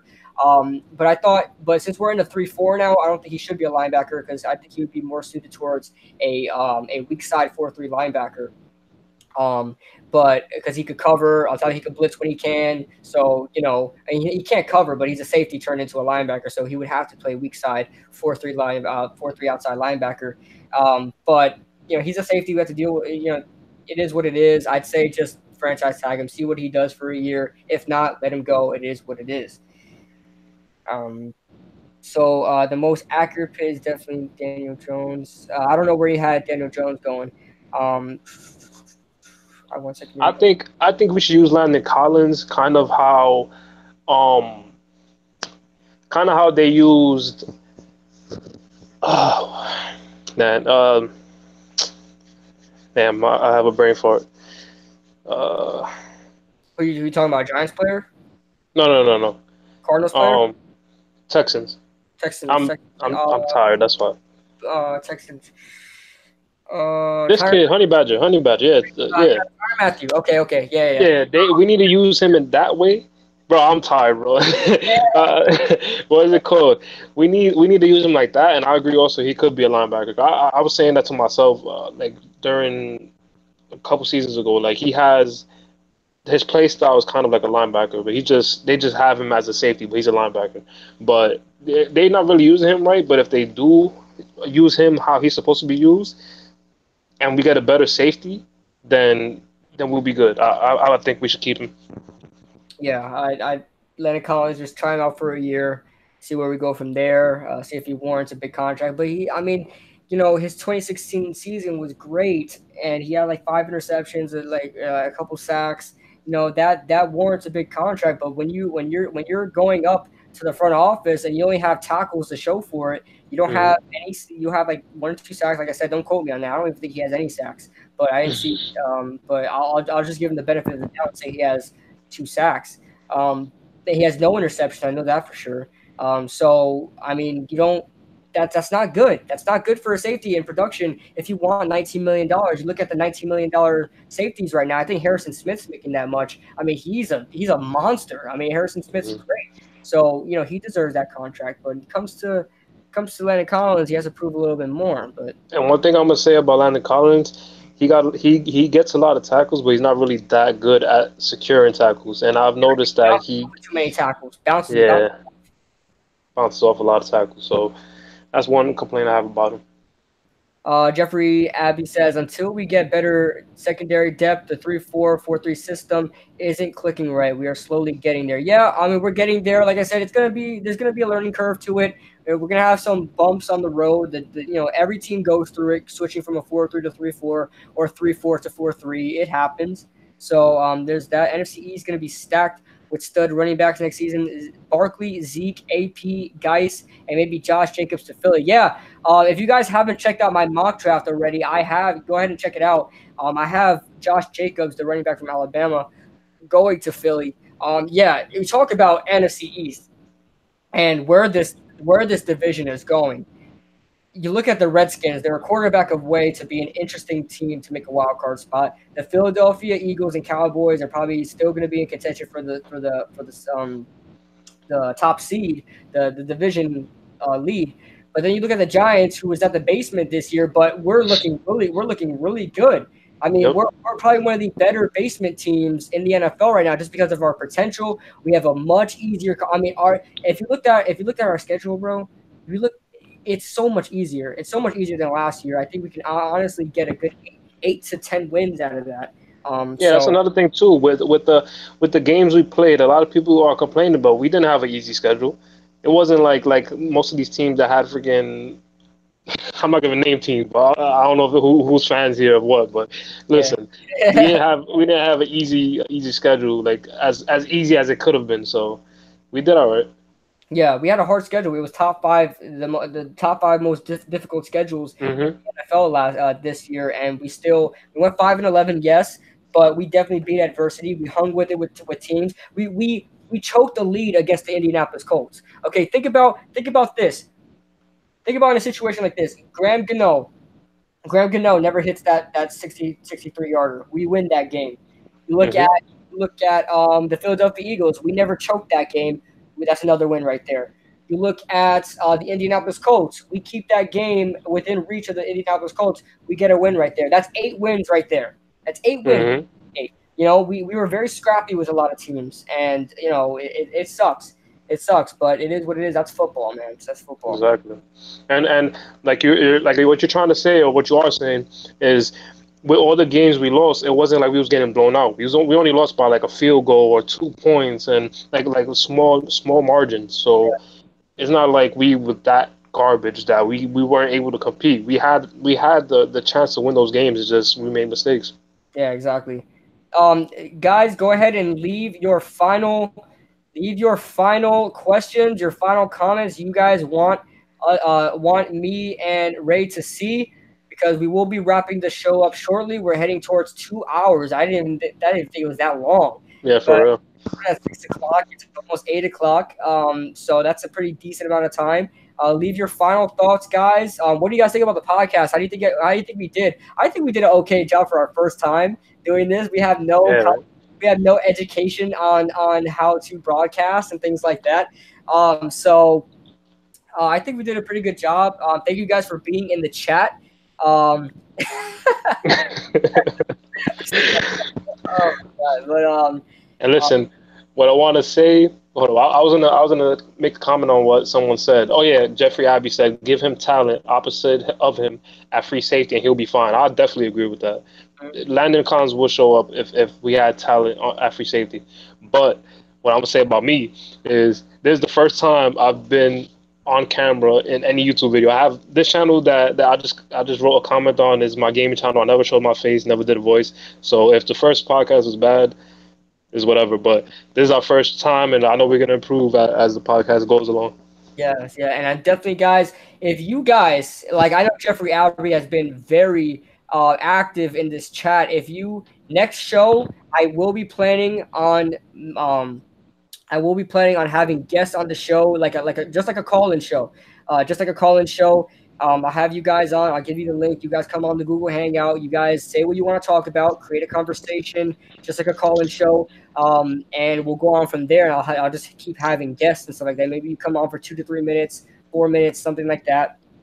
And we can get something going. No matter what team you guys are a fan of, I would love if you guys come on and talk some football with us.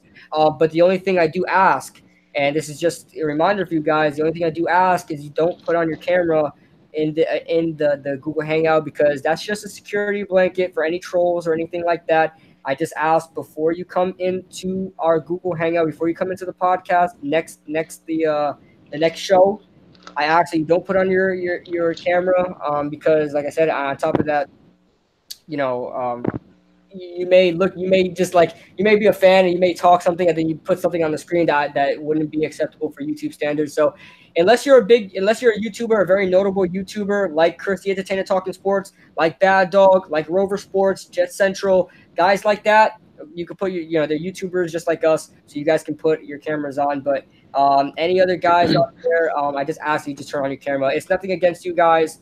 It's just I just ask you to turn off your camera. That's it. It's just the simple rules there.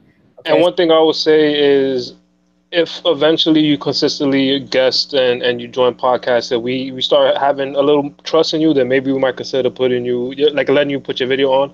But like he said, to prevent any trolls and anything from being shown on YouTube, that's the best bet right now. And also, you're gonna be on voice chat, so we gotta watch out for trolls in voice chat too, because they might say some dumb stuff. But Yeah. So listen, so guys, just we're gonna try to keep it clean. I know like a lot of podcasts, they do incorporate some curses here and there, but I'm just trying not to get demonetized in any way, shape, or form because YouTube is very inconsistent with that. They'll demonetize somebody that says one curse in a video, but then other YouTube makers can curse and they still get monetized. So I just want to keep that. I'm just trying to keep it as family friendly, and all that stuff as possible. The Commanders are gonna beat your Apollos on Sunday. Hell no, man! What are you talking about? What are you talking about? We scored 40 points. I mean, against the bad Atlanta team, but we scored the most points in the AAF history so far right now. Then you look at the San Antonio Commanders. They had a 15-point win. I think we'll be all right. I don't know. Have you claimed a team yet? Have you claimed a team to be a favorite of yet? For me? Yeah. Listen, the Apollos. I'm gonna have to say the Apollos because the other teams are garbage. But listen, before you forget, we was talking about that you was gonna do the week 2 predictions for AAF. I haven't came up with them yet, so I'm gonna just listen to you and you give your predictions. But I want to hear your predictions for the AAF. I just got literally half an hour before we did the podcast. I just posted my predictions for the AAF guys. So if you guys missed it, go ahead and watch that. But I'll quickly give you a little spoiler alert. And I'm going to be a little vague because I want you guys to still watch the video. So that's a little strategic thing right there. But anyway, so first game up, I think we have the Orlando Apollos versus San Antonio Commanders. I'm still going to have us winning that game. I'm going to have the Apollos winning that game just because their offense is so dynamic. It looks like they were having fun, just toying around with the Legends that game. They were just doing anything they felt. They pulled out the freaking Philly special on them. So, they did anything they want against Atlanta. And so I think they're very good there. On top of that, it's not like they're the Chiefs with a high-powered offense and a terrible defense. They only allowed 6 points against the Atlanta Legends last week. So they have a great defense. Terrence Garvin leading the way at inside linebacker had two interceptions, 1 pick six, like a sack or so. I mean, he's a monster on that linebacking core. I like the Apollos to win that game. You look at the Birmingham Iron versus the Memphis Express. No, that was the last game. Birmingham Iron versus I think it's the Stallions. I'm going to have the Birmingham Iron winning that game. Luis Perez really impressing at quarterback. Then you look at the Memphis Express versus the Arizona Hotshots. I mean, that game is not even fair. The Hotshots put up probably the best performance. I would argue they probably put up a better performance against the Stallions than the Apollos did against the Legends, because I just think watching the Hotshots play, they look like an NFL team playing. Like they legit were making NFL throws, making NFL runs, NFL decision makings and stuff like that. So Hotshots versus the Memphis Express. Christian Hackenberg is still there at quarterback. He's terrible. Memphis Express, the worst team in the AAF right now. Hotshots, the second best. I would say the first or second best. So they're gonna demolish the Memphis Express. Third game. Who else are there? Third game. The Fleets versus who are the Fleet playing? I'm telling you right now. They are playing the Legends. Oh, the Fleet versus the Legends. The two were one of the two teams that put up the least amount of points. They both put up 6 points in week 1. So I imagine it to be a close game, but I think the Fleet are going to win that game. The Atlanta Legends looked freaking terrible. Matt Sims at quarterback for the Legends just looks freaking trash. And then the last game, what's the last game? You know? Didn't you say all of them? You said the Legends versus the Fleets, the Apollos. So the Apollos versus the Commanders. The Commanders. Then it's the Hotshots versus Express, and then the Stallions versus. Okay, that's all of them. Yeah. So those are my predictions. I don't know if you caught. I kind of spoke a little fast because I was trying to remember everybody. But yeah. One comment I'm gonna say though is the Apollos versus what are they playing again? Let me see. Apollos versus the Commanders. Commanders, yeah, that should be a good game because the Commanders' defense did good in their first game, and the Apollos' offense they go strong. Like they're aggressive in their offense. So I feel like it's gonna be a good game, and I don't think it's gonna be like one blowouts the other. It's gonna be a close game, like probably one score, one field goal, a win. Yeah, Or that's probably going to be the best game this week. Are those two teams just because one has a high-powered offense and one has a high-powered defense? Probably the best team, the best matchup we have this weekend. So let's see. Atlanta was pretty bad. Yeah, Atlanta was pretty bad to say the least. I mean, Matt Sims just looks so freaking confused. That dude looks so confused. And so San Antonio crowd will be big and loud and in a frenzy. It may surprise you. Hot shots in a blowout. You're crazy, Redskins 24/7. How about Madden relegating Cardinals with Salt Lake? Wait, what?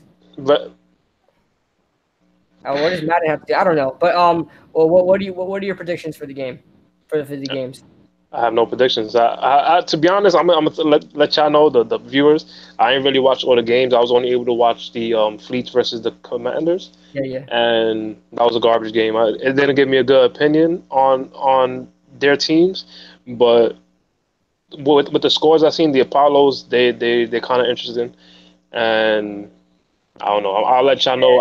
I'm gonna try to if I come out with a video for my YouTube channel, if I make it today, I'm gonna try to come out with a video for the predictions before the games, like a little bit before the games come out. But listen, yeah, I'm liking it so far, and I want to ask, what do y'all think about the XFL being coming and trying to start up again next year? I think it is. Yeah. As far as you guys also leave your comments about the XFL. I just think the XFL is not going to be as successful as we think it is because Hmm. that's supposed to be the football league we've all been wanting after the NFL. But we already have it now in the AAF. On top of that, it's incorporated with the NFL. It's branching off. You got Bill Polian, Justin Tuck, Troy Polamalu, a lot of these other guys. And on top of that, it's a branch of the NFL. The NFL is like endorsing them. Hmm. So it's like a subdivision of the NFL. Think about the NBA D League, but just Hmm. more advertised, more marketed to, and things like Yep. that. It's just better. It's just better than the NBA D League. Who cares about the NBA D League, right? So everybody's caring about the AAF right now because Yeah. on top of that, I believe the D League happens during the NBA season, doesn't it? It happens. Um. It does. If I'm not mistaken, it happens during the NBA because the NBA season is not even the off season isn't even that long for a Yeah. whole Yeah. part. So as far as the NFL goes, it's gonna attract more viewers because who's gonna watch a D League game over a real NBA game, right? So Hmm. when it comes to that, I mean, I think the AAF is just destined for success on top of the XFL. Exactly. So You made a good point also with the whole marketing and advertising. Like the AAF has been getting promoted for weeks already, and the Super Bowl was getting promoted like crazy. And it's football after football. So while we have this little what is it called, drought of football, we have AAF to keep us yeah, calm for now. we get And our daily fix. yeah, we got our fix. So like since since it's starting up already and the XFL is now announcing they want to start up, AF got there first, so they beat them to the punch. That's why they're not really going to be Yeah, successful. they were surprising. I mean, I think it was like 4 months ago they said, "Hey, we're starting a league," and everybody was like, "What?" Hmm. And XFL. It's funny because the XFL has, announced themselves before the AAF did, and they're not going to happen until 2020. So Exactly. I mean, the AAF really just threw things out there, and they're just so successful right now.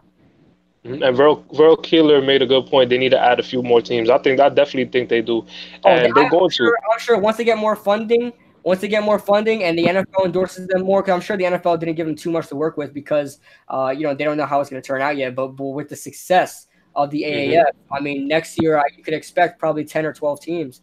Definitely expect a New York team. Yep, and New York needs an AF team. That's what Redskins says. You're gonna expect a New York team. Expect, let's say, another Los Texas Angeles, team. maybe Los Angeles, Los Angeles also. Chicago, those big marketed areas. Hmm. They did say in the AAF they were trying to market to teams that don't really have markets, like like Orlando. Orlando doesn't have a team in the NFL, so they kind of threw that in there. San Diego no longer has a team, so they're throwing it out there. Memphis doesn't really have a team, so they're throwing it out there. So they're trying to get teams that don't really, they're trying to get locations that don't really have a good market.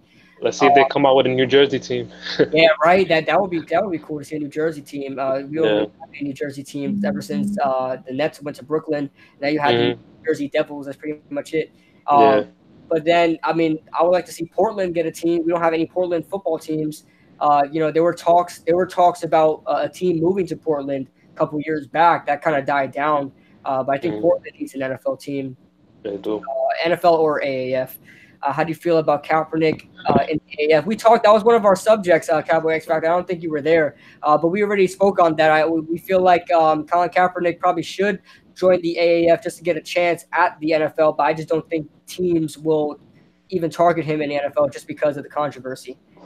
Yeah, because without any like proof that he's still good or like anything to go on, they're not going to really want to sign him because they just right now all that's being brought up when you think of Colin Kaepernick is the controversy and bad publicity that he got from the protest. Yeah. So. Exactly. I could see some of these players on AAF teams get some NFL rosters. Yeah, you're completely right. I mean, just from the Orlando standpoint, just because that's my favorite team now. The Orlando Apollos, Garrett Gilbert could find himself somewhere. The quarterback, he could find himself at the backup quarterback somewhere. Jalen Marshall, he's the former Ohio State wide receiver, now on the Apollos, formerly from Ohio State. I watched him at Ohio State. He was drafted to the Jets. The Jets had a lot of wide receiver competition. He found his way out of there, but he's definitely NFL talent. You look at Rashad Ross from the Arizona Hotshots. Also the quarterback from the Arizona Hotshots. I forgot his name. John Wolford. He's looking like the best. He's looking like the best quarterback right now in the AAF. There's tons of NFL talent in the AAF. So we'll see what happens. Terrence Garvin, the inside linebacker from the Apollos, looking good. Zach Sanchez from the Commanders. So a lot of guys there. So Dan Snyder and Jerry Jones may be bad owners, but at least Jerry tries to have a winning mindset, unlike Dan Snyder. Yeah, I don't know what the hell is up with Dan Snyder, man, from Washington. He looks like he's allergic to success there at Washington. But Blake Bortles and Mark Sanchez will be in the AAF next year. I don't know about Mark Sanchez, being that he's older. I don't really think he's just gonna take the AAF on. I think it'll be a waste of his time. But Blake Bortles, he may find himself in there next year because I mean I don't think if he's released, I don't really think any NFL teams are really going to try to go after him, especially if he demands a big contract. So if he's not signed, if he gets cut this year and he's not signed, he'll be in the AAF. All right, so I have one question for you and the viewers. What do you think about everybody in the AAF getting the same contract? Everybody gets $250,000, and they get incentives if they advertise and their performance based on the game. So, what do you think about everybody having the same base pay? The thing is, I think it's fair, being that one, it's not like they have that much funding, so that's why they can't pay everybody. And the second thing is they're giving the opportunity to get NFL success again. Remember, this is not the NFL, so whatever their past history was in the NFL doesn't count because this is a different company. You know, this is something else.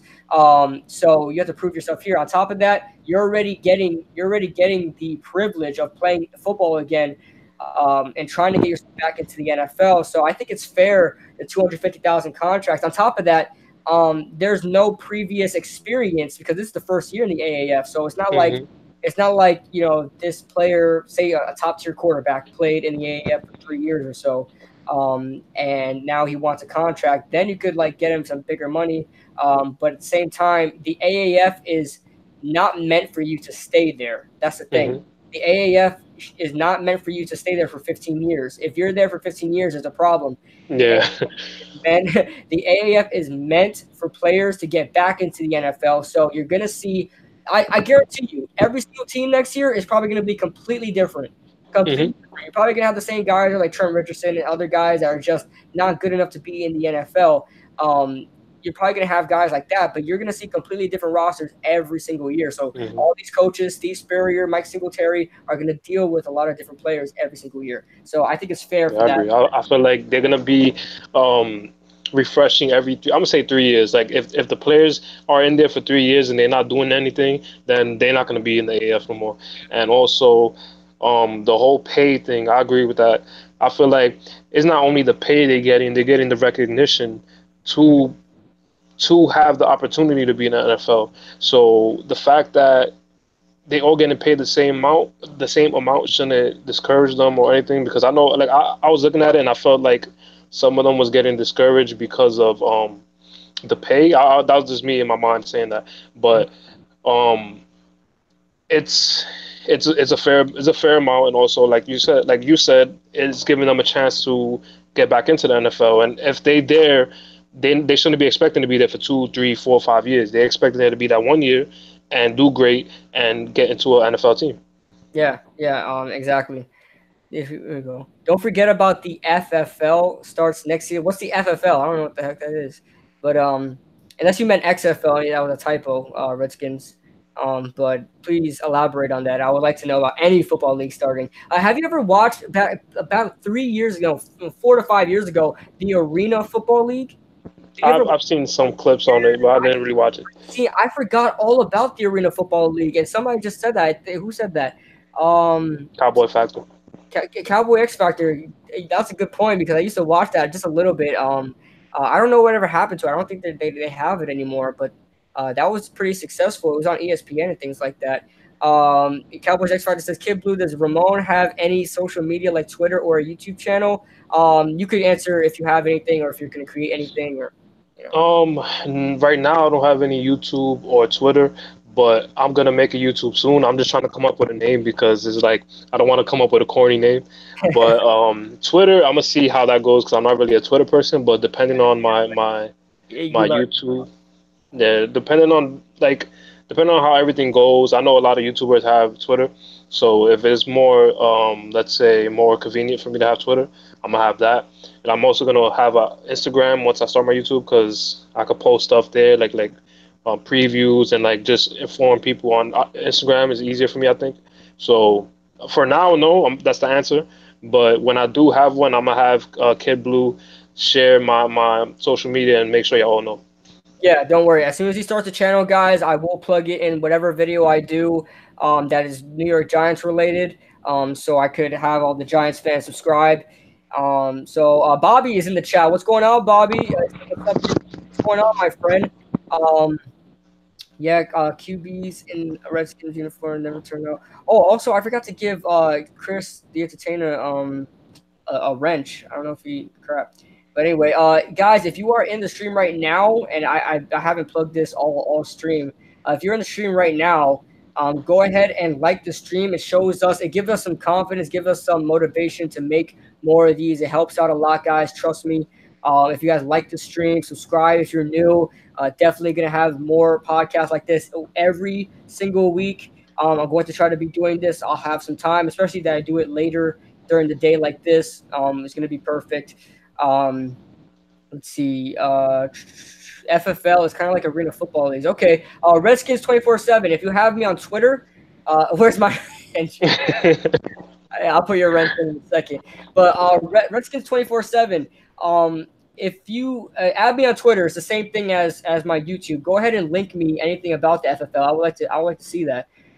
Vero Keeler, where are y'all talking about Women's Pro Football League or Professional Lingerie Football League? It's called the Legends Football League. Go ahead and look it up on YouTube, the Legends Football League. I'm not sure about when that season starts and ends, but they play a decent amount of games. It's actually really entertaining. These females are actually pretty damn good at football. I was expecting, terrible throwing and like people just being, hug tackled and things like that, but they come at you, man. They come out playing games, man. They in it for real. And they don't wear as strong padding. They're almost playing with rugby because Yeah. they don't have heavy padding on. They just have shoulder pads and a helmet, some knee pads, and that's pretty much it. They really don't have too much going on as far as padding goes, or clothing. But I mean, they're over sexualizing it a little bit, but it's whatever. 'Cause I kind of feel kind of cringy just watching it. I feel like I'm almost like just a predator. Just I kind of feel weird. I just want to watch some football, and it's just like they're trying to arouse me. They're trying to, basketballs you are. Smash that like button. Yes, guys, smash that like button. Appreciate that. Redskins 24/7. Got to learn some more about it myself.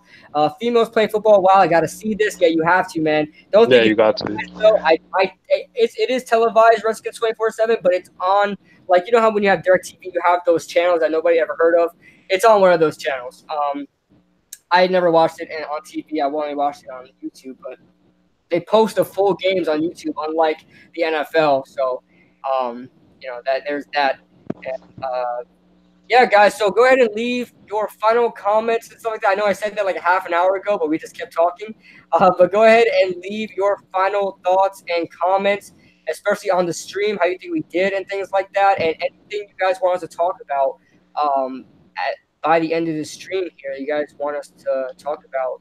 It's funny because every time you mention any final thoughts, I come up with something to continue the conversation. 'Cause right now, like I'm thinking about what do you think, or what do the viewers think? No, not think, but like where do you think teams should be made for the AAF? Like any locations? Oh yeah, I think like you mentioned, a New Jersey team. Mm-hmm. I definitely think Portland deserves a team. Just because they don't have anything over there. I mean, the closest thing they have is the Seattle Seahawks all the way in Washington. So there's that. Let's see. Listen, we need some North Dakota, South Dakota teams. We need some Alaska teams. Like, imagine having to travel over there, man. Yeah, for real.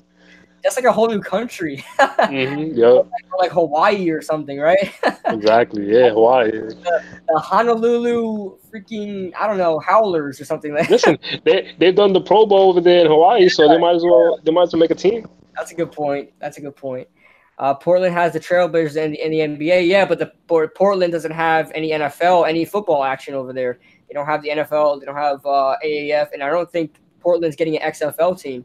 So they're kind of the odd man out as far as, and that's a pretty big market. Portland is pretty popular. It's a big team. So it's kind of confusing why. I guess they have some bad reputation over there. I don't know. Yeah, they do. But the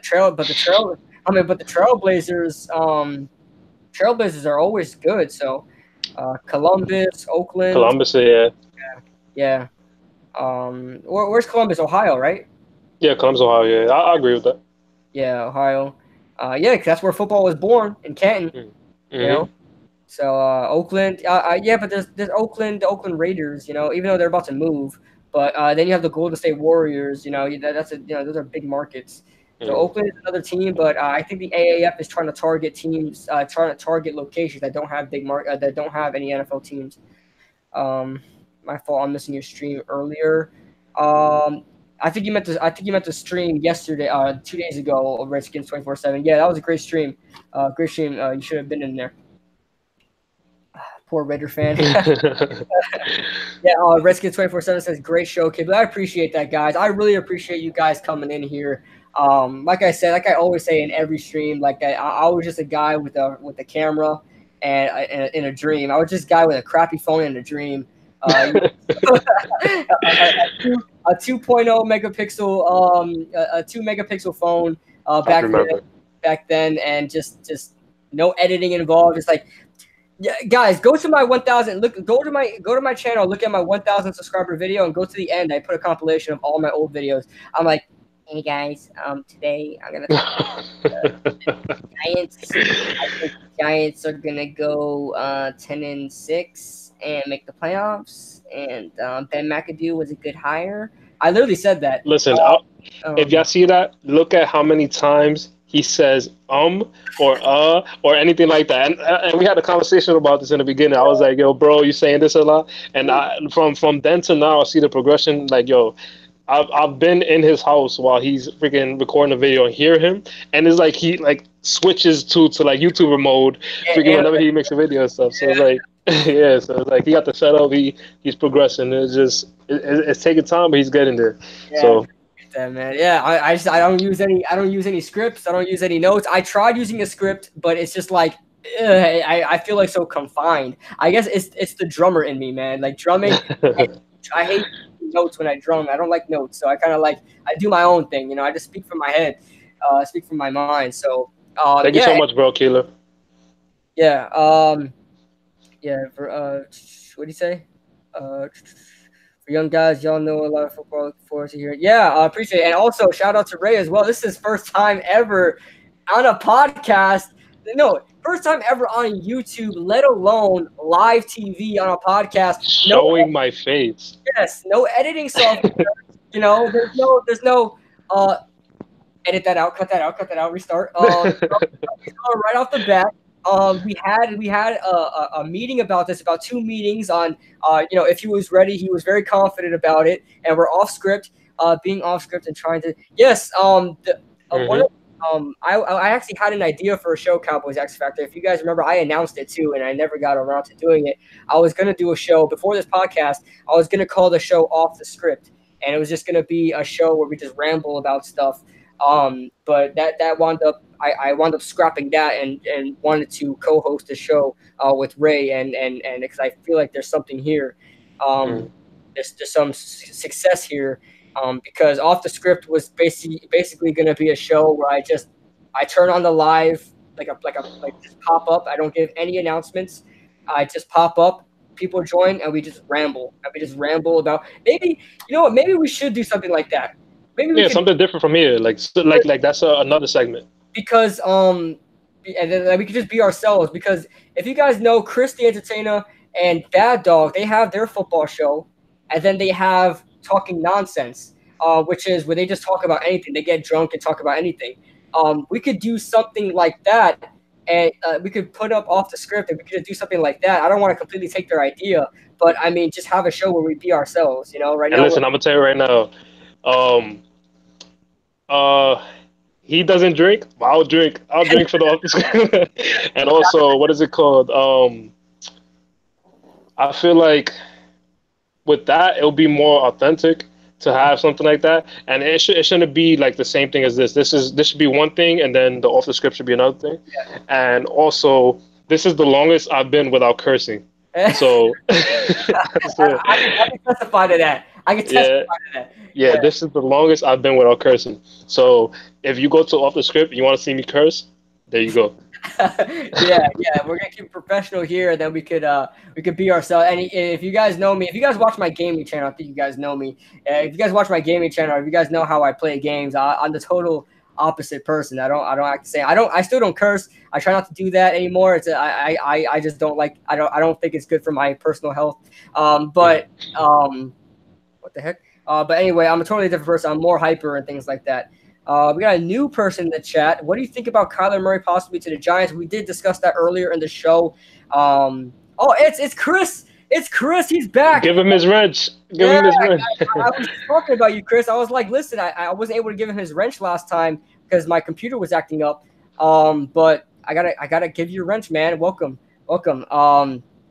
Yes, man. We are about almost 2.5 hours into the stream, and it was a very successful stream. I mean, this was great. Got to give a shout out to Ray. He did fantastic. Yes. I'll give you a complete honest opinion. I thought there was going to be some awkward moments with me and you because this is my first time too ever hosting a show. I've been a part of shows. I've been a part of shows where people ask me the questions, but I've never been the one asking the questions. You know what I mean? Yep. So definitely success. You guys seem to like it a lot. So thank you guys so much for everything you guys have been doing. Oh, Wrench Gang, I forgot to say I give you a wrench too. I wrote Wrench Gang. Think you gave me the wrench already? Like, do it now. All right. Retracting this message. So guys, keep the chat going. I'll keep going until it gets awkward. I'll keep going until it gets awkward. But keep in mind. New idea. This just in, Off the Script is going to be a thing. We're just going to be talking regular stuff. It doesn't have to be football. I really think that's a good idea. I've seen Chris, the Entertainer, and Bad Dog talking, when they talk nonsense. They keep in mind, guys, I'm just giving them a little plug there. They have their show after this. Hey, when are you doing your show, Chris? I forgot. I think it's somewhere around 9 to 10 or something like that. Yeah, because we got to end this before you start your show. We don't want to interfere. We want to end this before you start your show. But we will be doing a show similar to that. That was actually an idea I had about a year ago, was calling a show off the script. And I was just going to pop in and stream and talk random football, random anything. That was an idea I had that I scrapped because me and Ray have been working on a podcast like this for a couple months now. Ever since you were here in Florida, right? Ever since you came talking about this from 9:45 to 12:30. Okay, so we got plenty of time, man. We got plenty of time. But Chris, I'm definitely looking forward to joining your show, my friend. I'm definitely looking forward. Don't expect football talk. Trust me, man. I know what's when you and Bad Dog talk nonsense, man. You guys, I'll tell you right now, you guys are my favorite duo on YouTube. I mean, it's insane. Talking Nonsense is the show to watch if you guys want to laugh. They talk about the most ridiculous stuff. They have no filter. They're in it, man. They're in it. They're just going all off. Gary Brett, listening from London. We got some foreigners. Nice. We foreign? Yeah, we foreign, guys. All right. You're doing a great job. I appreciate that, man. I appreciate that. Yeah, you already know, Talking Nonsense is going to be all about Dolphins. It's going to be all about Dolphins. That's a little inside joke with Chris and his supporters. It's going to be Chris and Bad Dog talking Dolphins. They should never say Brady is the greatest player of all time. The greatest QB maybe. Best players goes to LT. But the best. I'm gonna have to agree because we Giants fans out here, so we're gonna have to agree on that. But yeah, I gotta say the best quarterback of all time is Tom Brady. I gotta say it, man. I made a video on it already. Yeah. But yeah, like I said, guys, if I haven't plugged him already, if I haven't plugged him enough, you gotta follow the entertainer. He's helped me so much throughout. Even though I've been making videos longer than him, but he already has that experience, and he already has everything you want in a video maker. So he's helped me out a lot, guys. Appreciate that. And I appreciate that, Chris. But yeah, guys, anything else you guys want us to talk about as far as football related stuff as we go ahead and wrap this show up pretty soon? For the sixth time. For the sixth time, yeah. The chat just keeps rolling. Definitely have to have it on soon. Yeah, Chris. Like you said, man, if you ever do those joint videos with Rover and JC, I would be happy. I'm not gonna force my way in, man. But whenever you need me, trust me, I am there. I mean, just doing a video. I never talked to JC in a video like that, so that would be cool. And Rover as well. So that would be cool to make a video with all four of you guys, all four of us. But yeah, you watching the AF this weekend? Yes, I will be tuning in this weekend. Also want to plug in my gaming channel. Me and Ray also play games. So we also play games. I'm going to try to stream once a week on my gaming channel as well. My first stream was actually pretty successful. I actually played with a subscriber, and I actually had the chat rolling. It was actually pretty good, for a channel that had about 63, 64 subscribers. I had a good chat rolling. Oh, so if you guys are interested in gaming, I will put my link, or not link, because I'm not going to link because my computer might act up and glitch out and go off the stream. So I'm just going to put the name of my gaming channel there. You guys should subscribe. Yeah, next time you're in, we're doing it after free agency. Awesome, man. Awesome. I would love to be a part of that. What's up with Giants YouTubers being the most knowledgeable about football? I don't know, man. It's a Giants thing. Maybe it's a New York thing. We're all from New York here. I'm from New York. He lives in New York right now. I used to live in New York. Yeah. Chris is from New York. Bad Dog's from New York. I think Rover is on the northeast side. And where's Rover? I think he's in Philly. But we're all knowledgeable, man. We're all knowledgeable. We all know our sports. I honestly think too, Ray. I think it's because the Giants are so classy, and it kind of resonates on the fans a little bit because we know what to expect from other teams. When you throw out, and I'm not going to speak bad about Dallas Cowboys analysts and stuff like that, because Cowboys X Factor is I really enjoy his stuff, and I enjoy a lot of other Cowboys video makers. I'm actually subscribed to them, but I think there are a lot of more radical Cowboys fans and Eagles fans than there is Giants fans. That being said, because we know what it's like to have a successful franchise. We live that. And we know what we want in players. We know how to analyze things, and I think that's why Giants fans are sometimes when they're making videos, they're just more knowledgeable. Oh, he linked my gaming channel. There. Yeah, that's what I was doing right now while you were talking. Real MVP, man. Real MVP. That is my gaming channel. That is Ray's gaming channel. He hasn't posted on there like 3 years or so. Yeah, 3 years. But definitely, we'll start to get working on that. His gaming channel, my gaming channel, and his sports channel. Ray, try to make your channel soon. I'm sure people want to watch you. You're getting some good reviews so far. So want to watch you. You'll get some subscribers pretty quickly. Yes. I also think New York fans in general are the most passionate. It's got to be. It's got to. Yeah, it is. More passionate, man. We love to talk about our teams. We love to, and I'll tell you this right now. Yes, we have bias. I think every fan has their own biases, but I think we do have more than other fans. We do have that unbiased takes on other players and teams. I honestly do think. Every video maker I know that are Giants fans, we always give good takes on players of other teams and fans of other teams. I think we just keep it fair for the most part. And I'm not if we have a rivalry, we're not really gonna talk down on someone if they're the good, like Tom Brady. Listen, I don't like Tom Brady, but he's a good player. He's a freaking GOAT. So I'll tell you right now, screw Tom Brady, but he's the GOAT. Yeah, exactly. I hope he breaks both his legs. No, I'm just playing, guys. Don't me. I'm just kidding. Just trash talk. But let's see here. What's good, Kid Blue? How's it going? What's good, Arthur? What's going on, my man? He's in the chat a couple times too. Stand up, New York Giants fans. Stand up.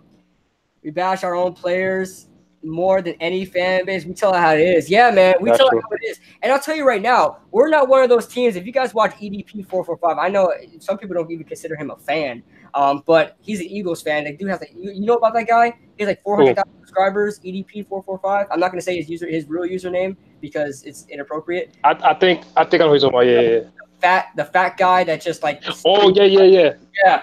He is somebody that would say the Eagles are going to the Super Bowl, and if they lose a game the next week, he says this is the worst franchise in the NFL. I can't. We suck. We might get the first overall pick this year. And then the next week, they're like, oh, my God, we are so good. We're going to the Super Bowl. He was the guy. He was the guy that was talking crap about LeGarrette Blount and Darren Sproles. Yeah. I mean, I remember that video they showed me. He talks about every player. The next week when they perform well, he loves them.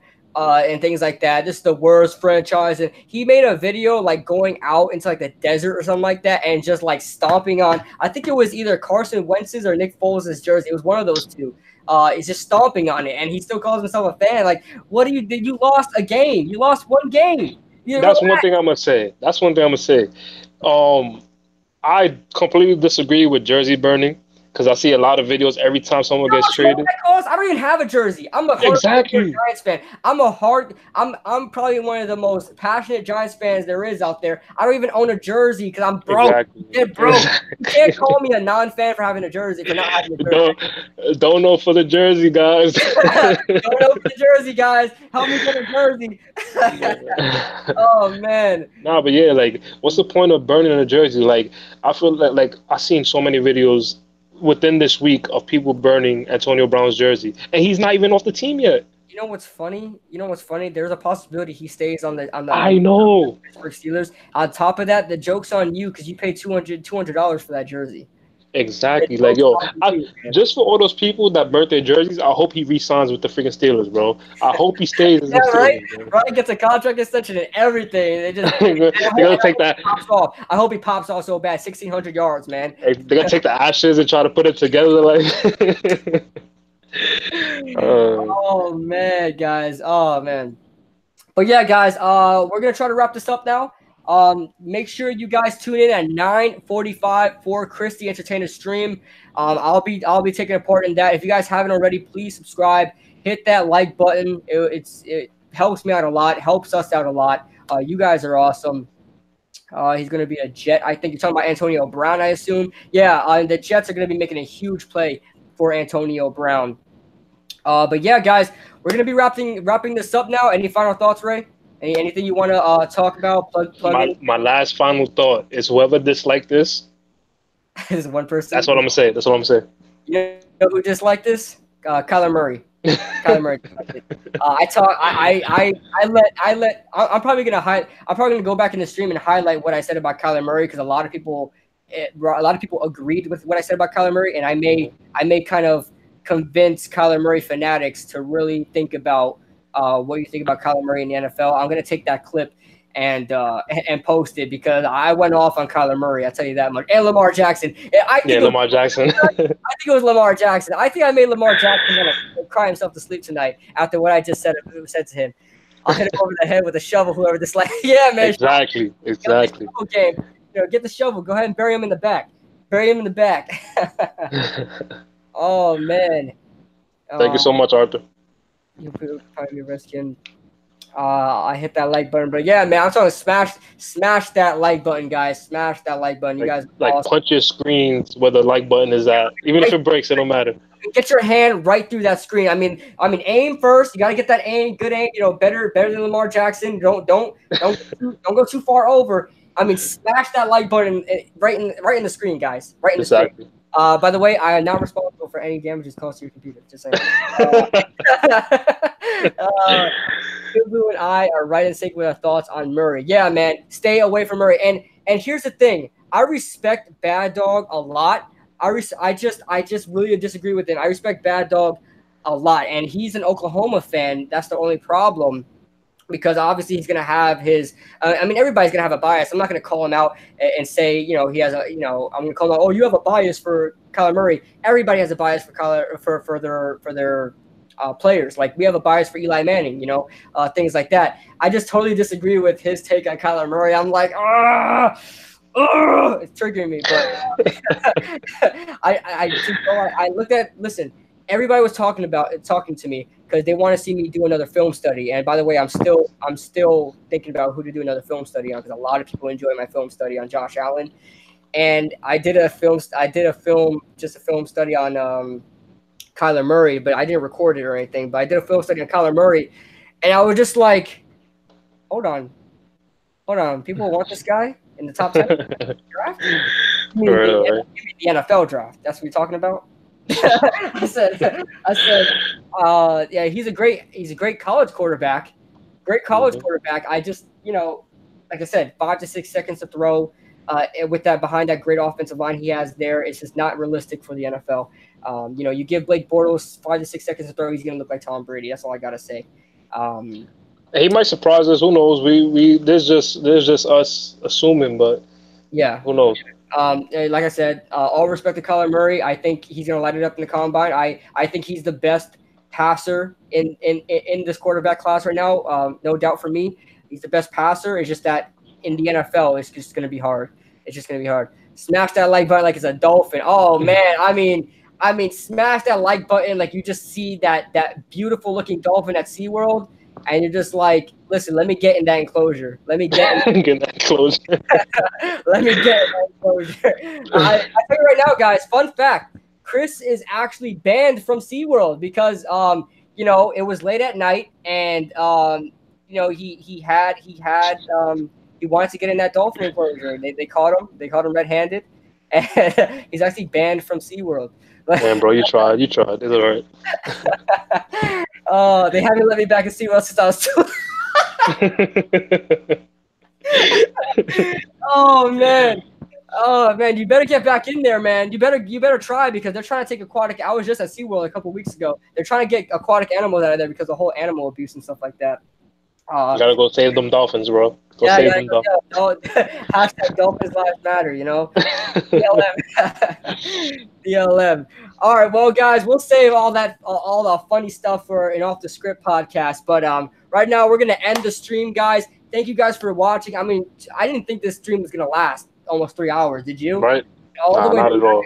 I mean, that's fantastic. You guys are awesome. Thank you for keeping the chat rolling. Hopefully, we can have 40, 50 people in the podcast. I want to see that chat rolling so much I can't even keep up. But we'll get there. I promise we will get there. But I want to thank you guys so much for joining the stream as we wrap this up. Make sure, like I said it a million times already. Go ahead and check out Chris the Entertainer's channel and anybody else's channel in here. You guys want to shout yourselves out? Go ahead and do that. If you guys make videos, definitely I will go ahead and check out your videos, subscribe to you guys, and plug you guys in. But from now on, Chris is the guy right now, and go ahead and check his live stream out. He's going to go on with the Bad Dog. You guys know that's the dynamic duo, besides us, of course, but that is the dynamic duo. So go ahead, subscribe to that channel. And with all that being said, guys, I am Kid Blue. I will see you guys in the next stream. See you guys. Oh, I want to do that Bad Dog. And I'm out. Peace.